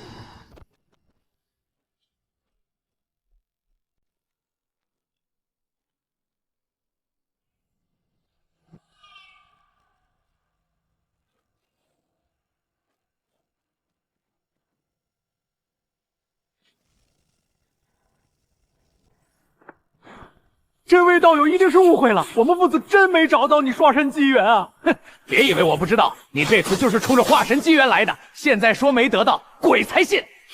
此人应该是后期才来，没进入遗迹，却藏在这里干起了抢劫的勾当。我处在明亮的地方，别人能看到我，我却看不到别人。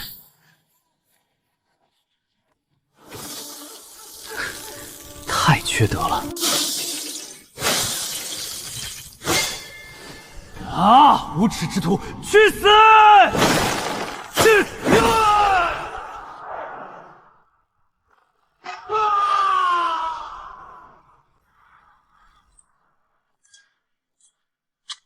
你再不交出宝物，你的宝贝儿子可就没命了。尔等休要欺人太甚，老夫是真的没找到什么辅助化神的宝物。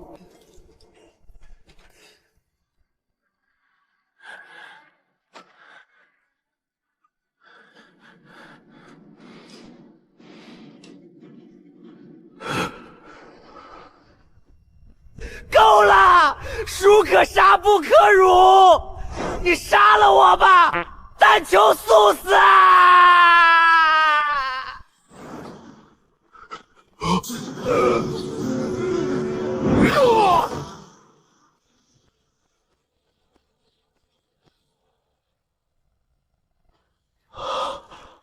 多谢救命之恩，请问是哪一位道友？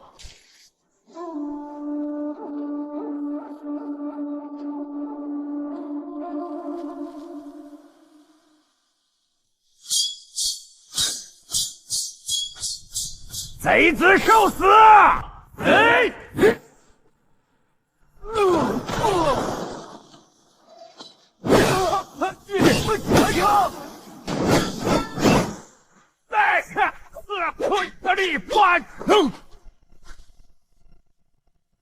爹，敌人可能已经离开了。多谢道友救命之恩，在下父子没齿难忘。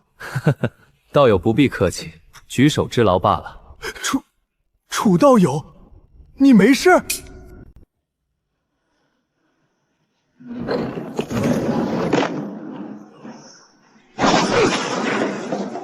哼，老夫什么都不会说的。我区区一元渊修士，好不容易抓住一只化神期元神，必须得从他嘴里问出点什么。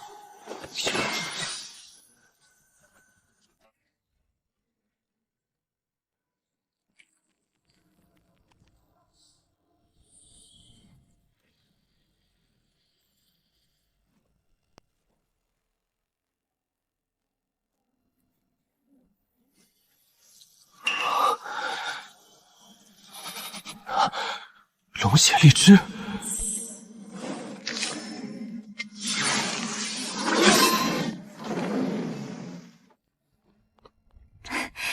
公子。菲菲，这些年来都辛苦你了。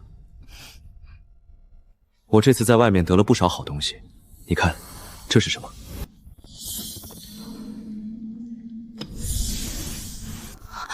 竟然是龙血荔枝！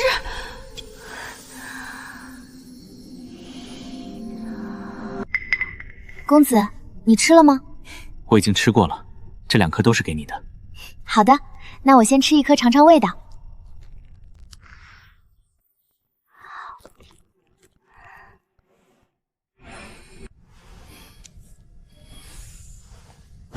对了，菲菲，我这次找你还有一事，你看看这种飞天巨舟，我们现在可有实力制造出来？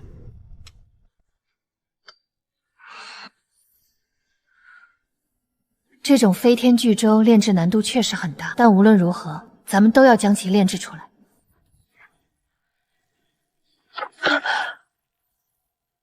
秦王朝一直闭关不出的化神强者出关，已经传令天下，东周大陆上的所有势力必须在5天之内放弃一切抵抗，重新归附大秦王朝，违令者杀无赦。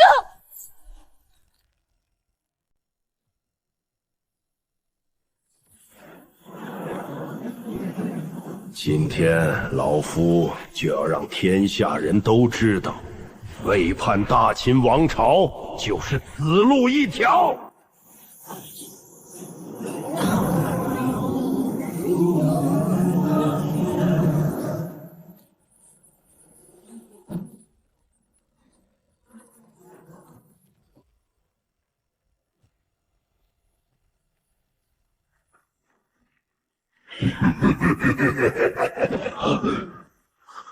不可能！竟然是化神魔族！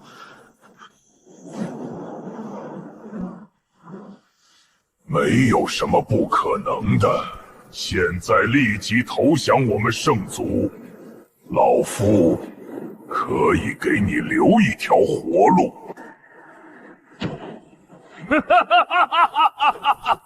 就凭你也想留下老夫？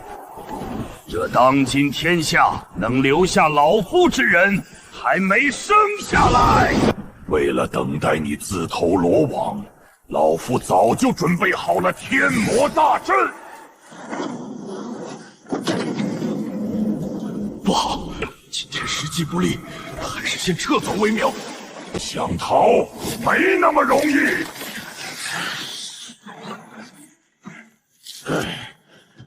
老夫向来不屑与人争斗，尔等休要欺人太甚！出手！可恶，还是让他逃了！好险，差点就死了。开吃！全身通透，经脉无比顺畅，有一种飘飘然欲仙的感觉。就算坐着什么也不做，都要飘到天上去，实在是太爽了。这些荔枝生长了几千年才得以成熟，还没来得及体会人间的美好，仅仅10几天时间，便已经葬生到我腹中，至今只剩下一堆杂乱的果皮。不出意外，这些果皮又很快会腐烂成泥，最后什么也没能留下。这是谁的孩子？又是谁的？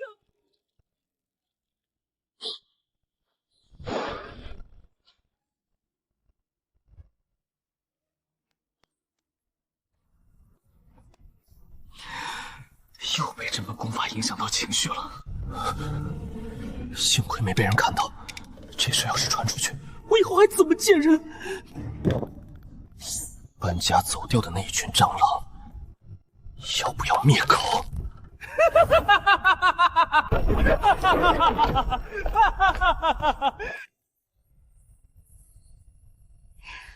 恭喜公子神功大成！现在修仙者之中传言，大秦王朝的化神强者外强中干，跟纸糊的一比，再加上魔族在一边煽风点火，故意挑拨，大秦王朝统一计划就此泡汤。许多刚刚向大秦王朝归降的诸侯，又开始重新扯出反旗，重新自立为王。另外一部分诸侯，竟然直接投靠了魔族。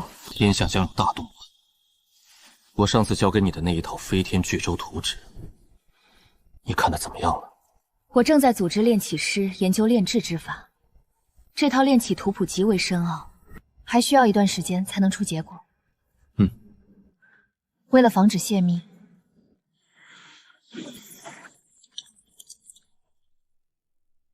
我把非洲的各部位零件分别交给不同的人学习炼制。所有零部件炼制完成后，再放到一起。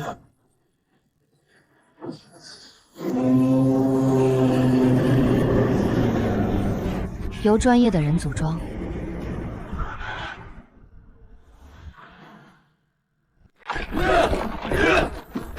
这里每一根木梁都是一件价值连城的法宝。普通修士得到一根这样的木杖，得当成传家宝供起来。可不是嘛，就算把我卖了，也买不起这么一根木梁。飞天巨舟交给了黄菲菲去操作，我自己炼制一批傀儡出来，平时斗法中也能成为一大助力。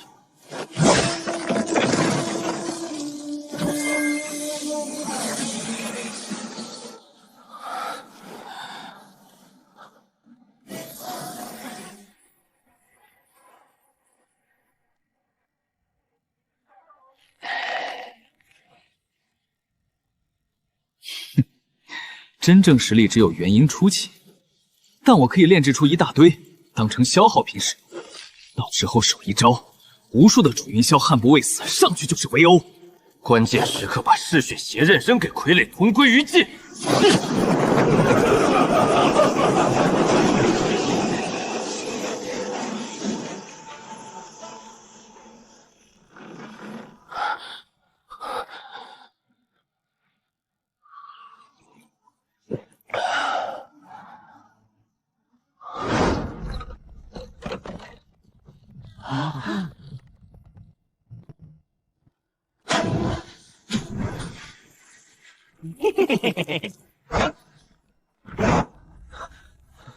姓楚的，你不要欺人太甚！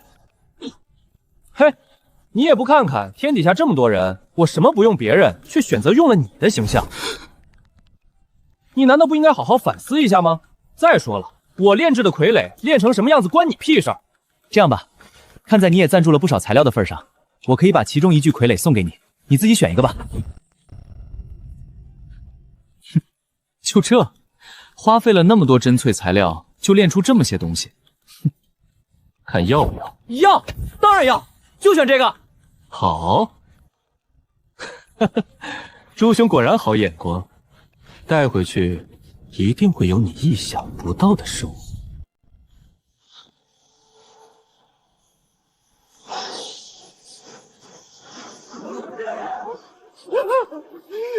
楚道友，救命啊！你们这是怎么回事？以绿豆眼元婴中期的实力，在修仙界也算少有对手，竟被打成这样。前面的道友，我劝你不要多管闲事，以免引火烧身。哼，好大的口气！你们什么来头？是这样子的，金毛鼠应该还有其他隐情没有说出来。自己现在身体虚弱，正好试试这些傀儡战斗力如何。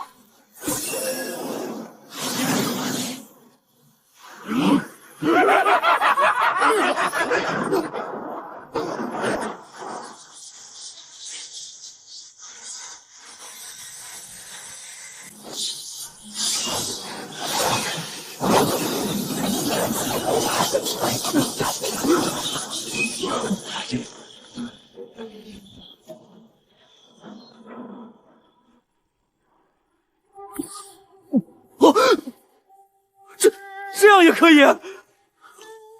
我原本也想冲上去出一把力气的，装，使劲装！想当年，老子一晚上用废2颗腰子，也不曾如此虚弱过。傀儡，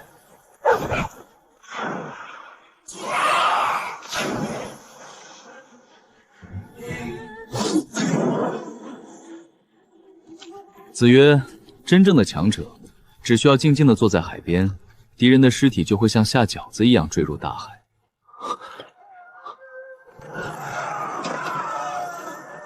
真想把我爹拍醒，让他也长长见识。这样的宏大场面，一辈子也不得能碰到一次。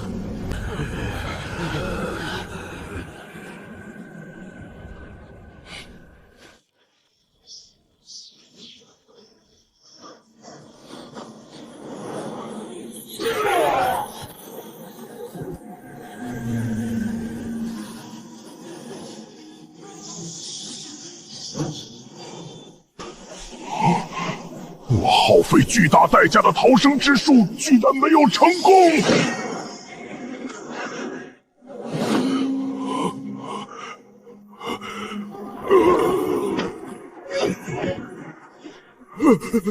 求主人饶命啊！哈哈哈哈！说最狠的话，干最怂的事儿。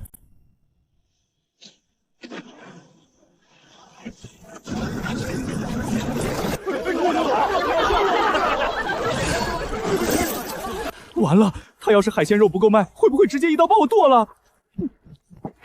我这一身肉估计也能卖不少钱，我可不想被当成新鲜食材吃掉。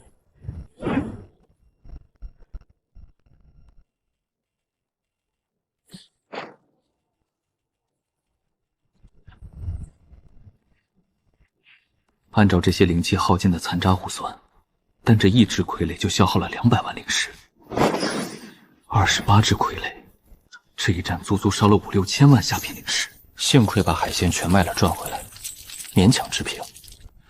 这要是打输了，没捞到战利品，我还不得赔死？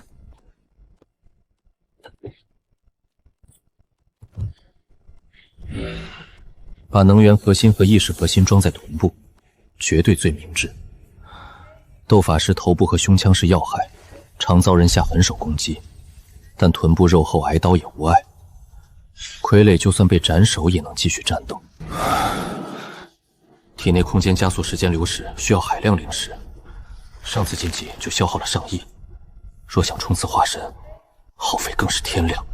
除非拥有化神期的绝对实力，直接出手硬抢，可冲刺化神又需要大量灵石，简直是死循环。多谢楚道友再次救我父子俩性命。道友不必客气，就是不知这些东海妖族为何一直要追杀道友，不知道后续还有没有其他强者前来寻道友对峙。在下只怕能力有限，未必能保得道友周全。不瞒道友，我们父子这次在乌龟岛上古遗迹中得到一件宝物，对进阶化神有些帮助。不知道怎么回事，就泄露了出去，以至于各路强者对我们父子就追杀不息。老朽特意为楚道友也留下一份，还请笑纳。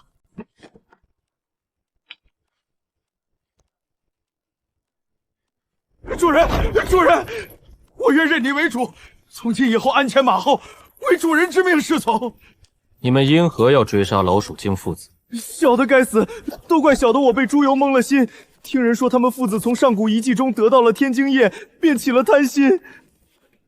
现出你的本体瞧瞧。好的，只是小的外形丑陋，怕污了主人你的眼睛。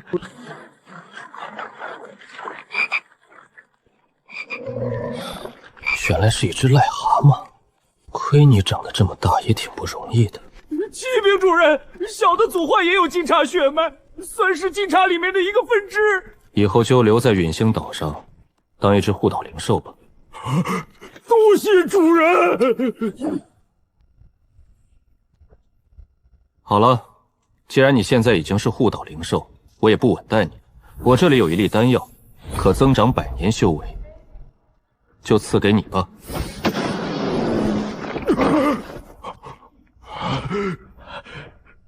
多谢主人。以后你若是能为陨星岛做出贡献，还有赏赐。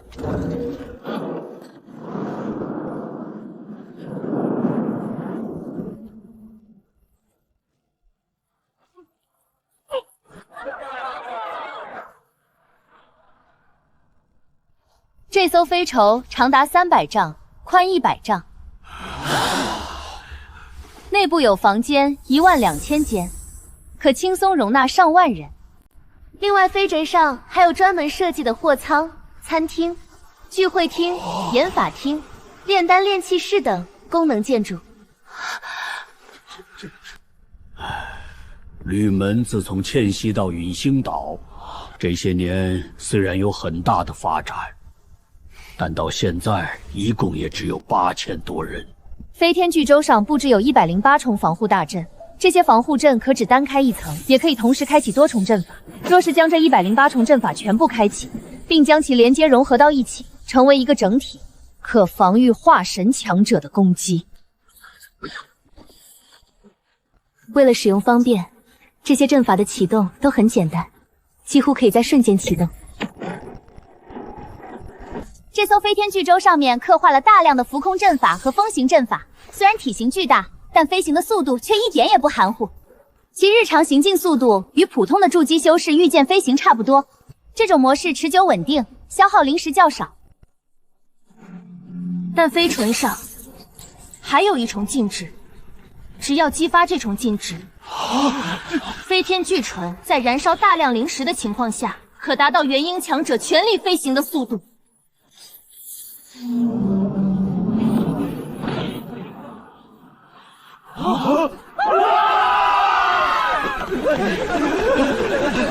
前方的道友救命！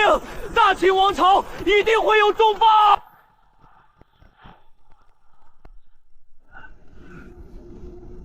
放他们进来吧！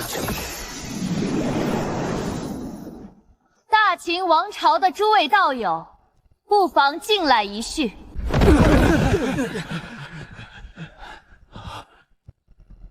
原来是银贤王子殿下，不知因为何故落得如此。此事说来话长，我们受了魔族的暗算，吃了大亏。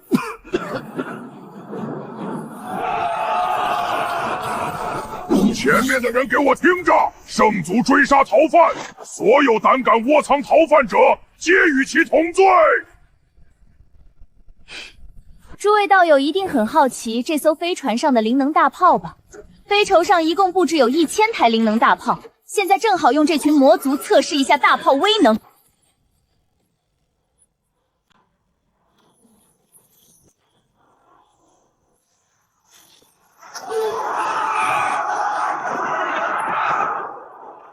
点子扎手，快逃！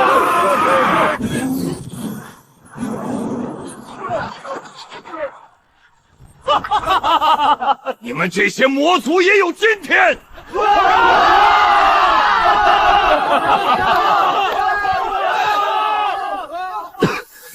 多谢陨星岛诸位道友相救。究竟是怎么回事？大秦王朝完了！怎么可能？前段时间，大秦王朝的高手还跟魔族大战了一场，双方打得不分上下来着。我也不知道怎么回事，魔族突然多了大量高手，仅仅是化神级强者就出现了4名。昨日大量魔族强者率领一线人族叛徒突袭王朝。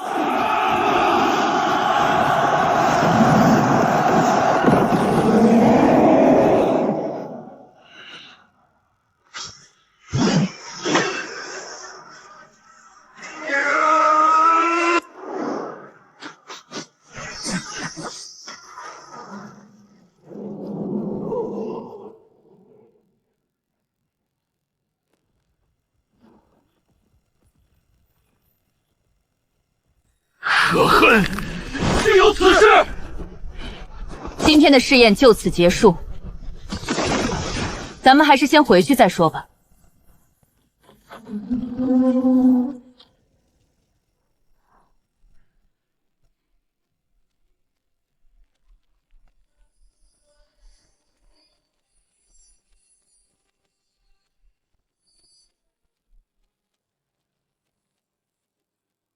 此事关系到生死存亡，诸位有什么想法，不妨都拿出来，大家一起讨论一下。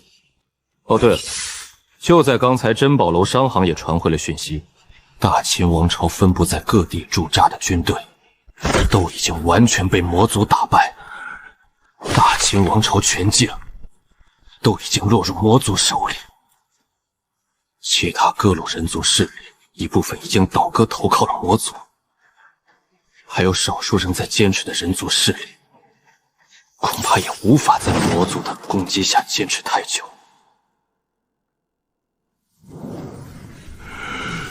唉，我们从吕国开始就一路后退，到现在还是退无可退呢。既然退无可退，我们只能与魔族拼命了。老子大不了舍了这一条命，也要为人族后代杀出一片天地。对，就这片天地就只有这么点大，周围都是无尽黑暗。就算今天退缩了，以后再也没有我们的容身之地了。干！大不了把这一条老命舍了，反正我活了1000多年也够了。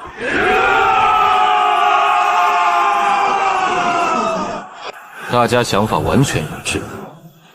既然被逼到绝路，我绝不举一战。只要内部没人背后捅刀子就行。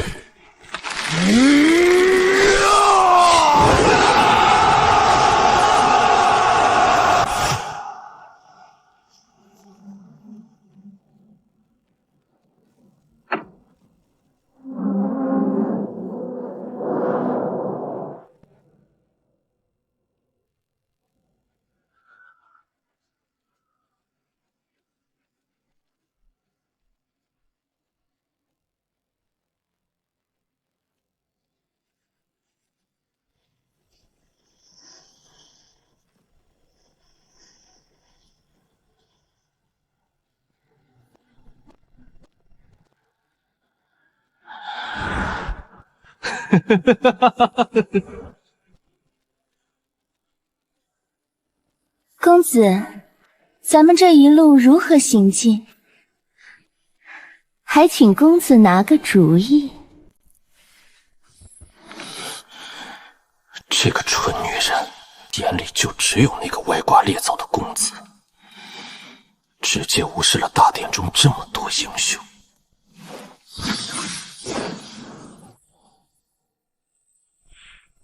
既然菲菲提起来，我计划飞天巨舟一路向西，直接往大秦旧都咸城杀去。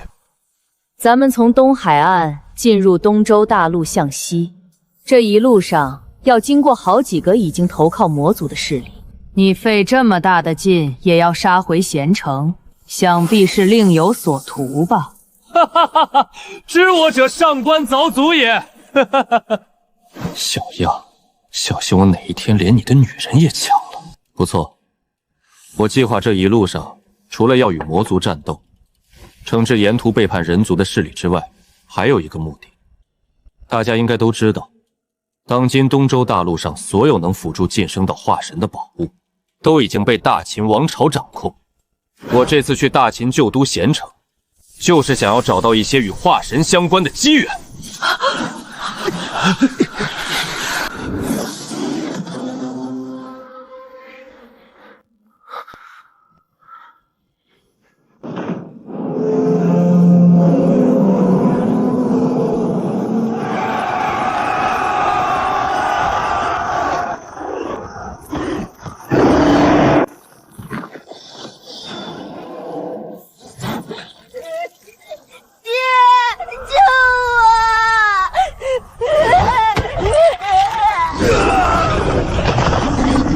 孽畜！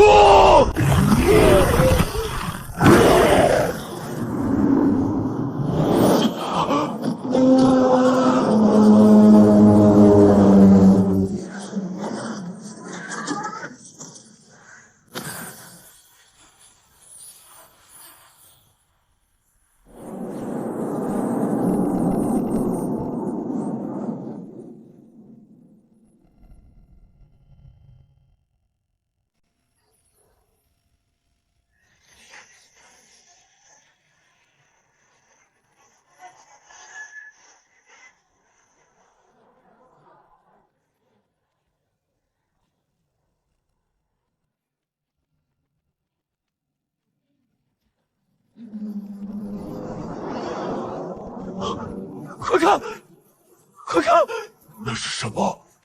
不好，地血！准备战斗！我倒要看看是什么人如此大胆前来寻死！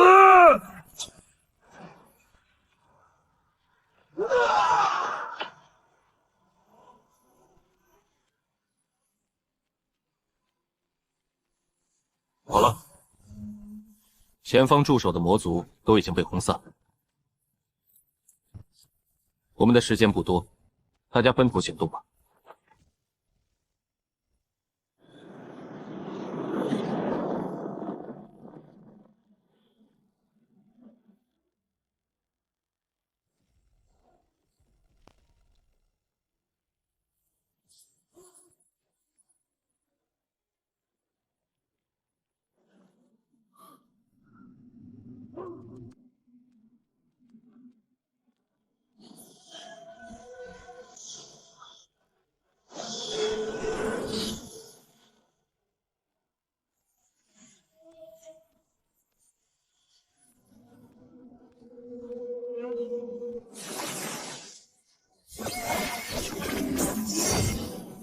刚才那剑好狠，幸亏替身莲藕卸了致命一击。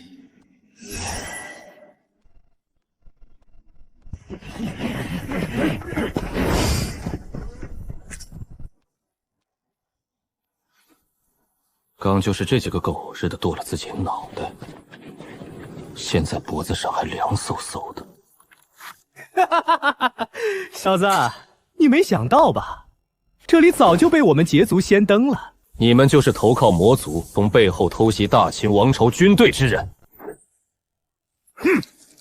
若是没有一点好处，你以为我们会投靠魔族吗？大秦王朝掌控天下所有能晋升化神的资源，断绝天下所有修士的晋升之路，这样的王朝早就该灭。凭什么他们就可以世世代代高高在上，享受最丰富的资源，而我们这些底层修士得不到资源，连晋升之路也被斩断？面对魔族大军时，却又要我们冲到最前面，跟魔族拼命当炮灰。他大秦王朝凭什么？他应氏子弟凭什么？任何委屈，都不是你们背叛人族的理由。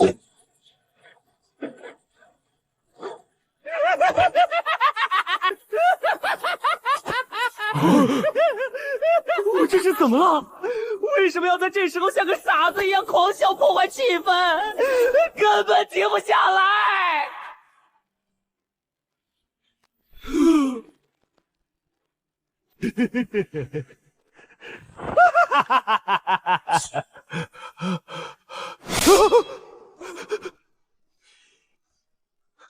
现在我问，你答，明白了没有？看来你是没有听明白。性别，姓名，李长命，爱好，除暴安良，日行一善，偷看女修群体。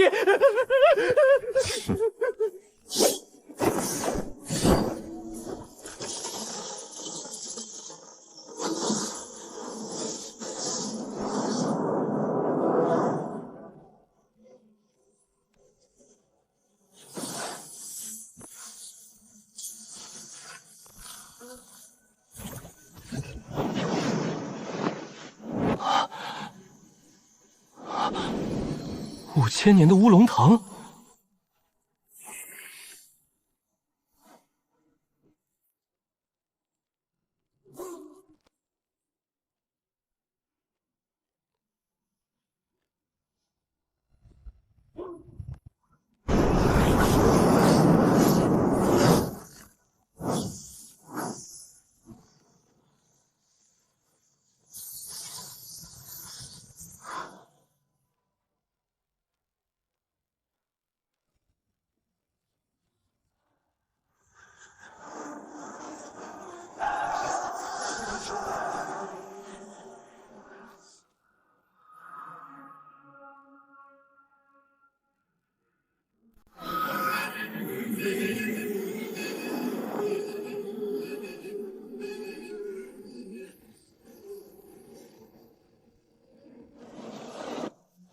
泉州市井，魔族合围。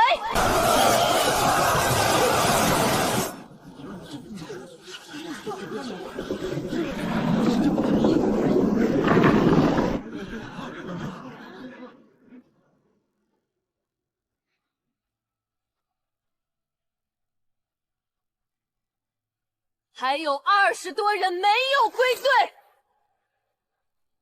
我们不能轻易放弃队友。明明是要等待楚云霄，还非要说的那么义正正词，欺骗那些小修士的感情。哼！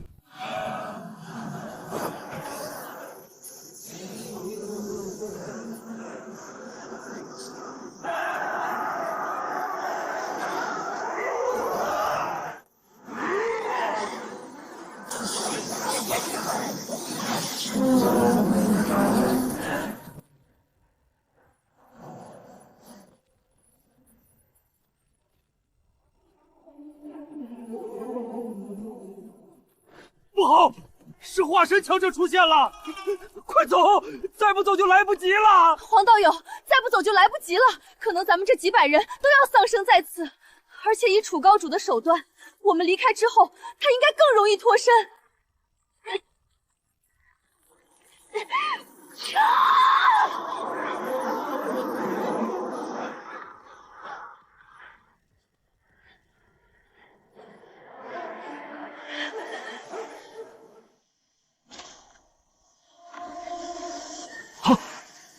这就是传说中的缩地成寸吗？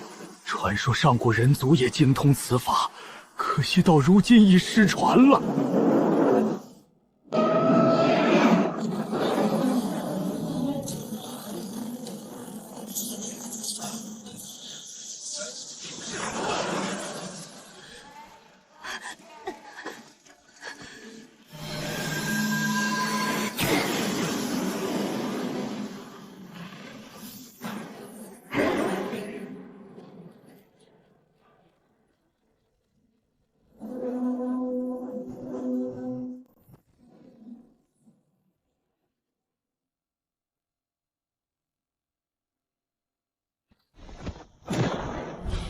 飞羽，出现！主人，我们这次去揍谁？这次去打化神。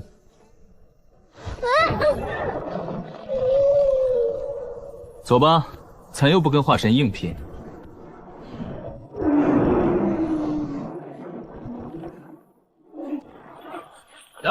无那杂毛小魔头，有种就放下非洲！跟你楚爷爷大战3万回合！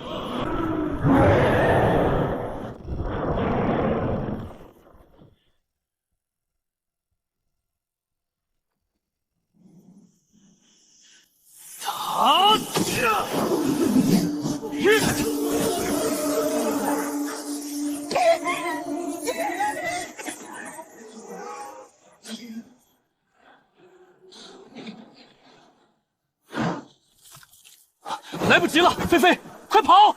定神符撑不过3秒，必须动用最后手段。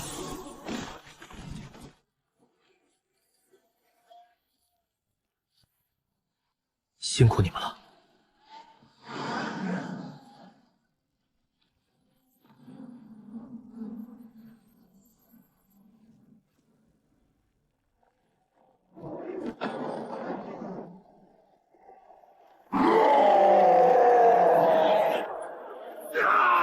你是什么恶魔？快放开我！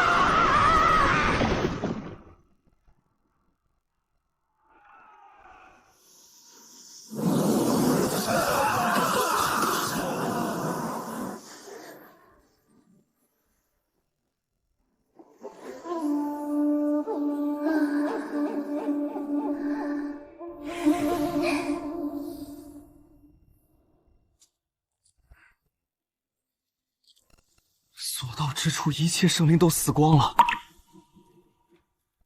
还穿什么衣服？多此一举！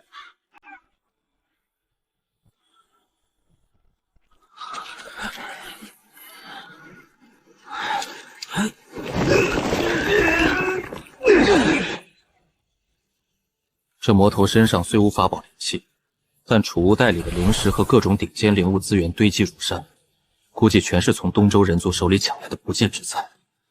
没收了这些，总算弥补了一点我这次的惨重损失。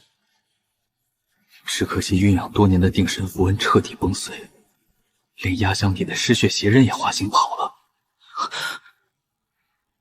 化神元神都被他一口吞了，我现在根本不敢去找，只怕还没靠近就得爆体而亡。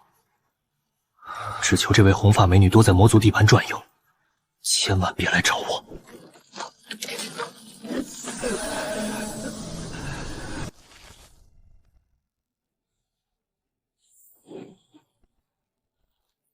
这毒药藏在法宝里，用法力激发出去，毒性极其猛烈，哪怕是高阶魔族中招，也会瞬间失去战斗力。顺便再重新凝聚一枚定神符文。不过新符文火候太浅，顶多对付金丹，遇上高阶毫无用处。这次虽然行动受挫，损失很大，但与魔族的战斗才刚刚开始，咱们总不可能受了些损失就重新躲回去。这次的失败，最大原因是太过深入魔族腹地，而且还遇到了化神强者。我计划，接下来咱们就在魔族与人族交战的边缘一带行动，给人族修士提供一些支援。另外，还可以从东周人族修士中吸纳一些人进来，补充战斗损失。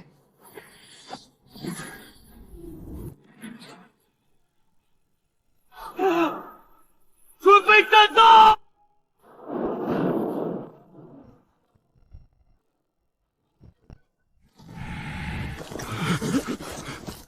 魔族的规矩最简单粗暴，谁敢怀疑，直接一锤砸碎脑袋。泰然宗曾是大秦第一大宗，备受器重，却在关键时刻反路背刺。咸城秘境里那一整套化神丹配方，偏偏被他们提前移走了六角红灵果和天玄花2味主药，缺了主要丹药没法练。今天说不得要亲自登门讨要一番。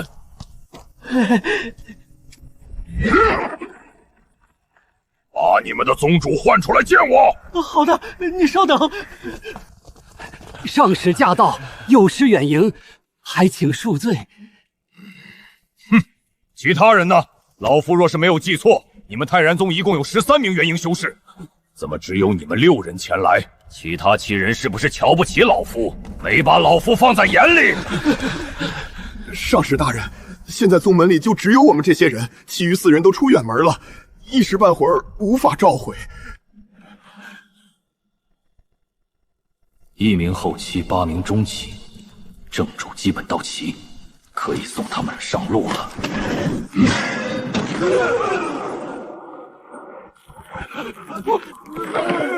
我也中毒了！哎呀！我们与你无冤无仇，为何要陷害我等？这是为何？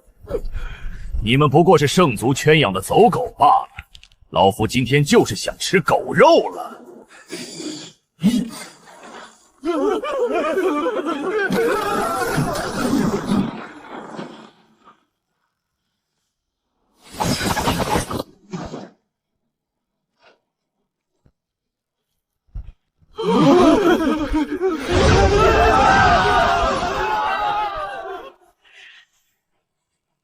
诸位道友不要害怕，老夫并非滥杀之人，刚才只是看蝼蚁兴起，没收住手。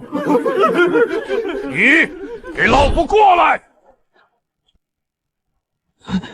不知上师有何吩咐？你帮我把泰然宗的地图画出来。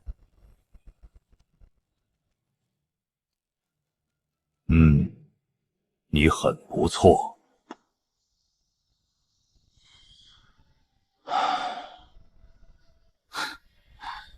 可惜不能使用人族尸体献祭，否则泰然宗这几个也不能浪费。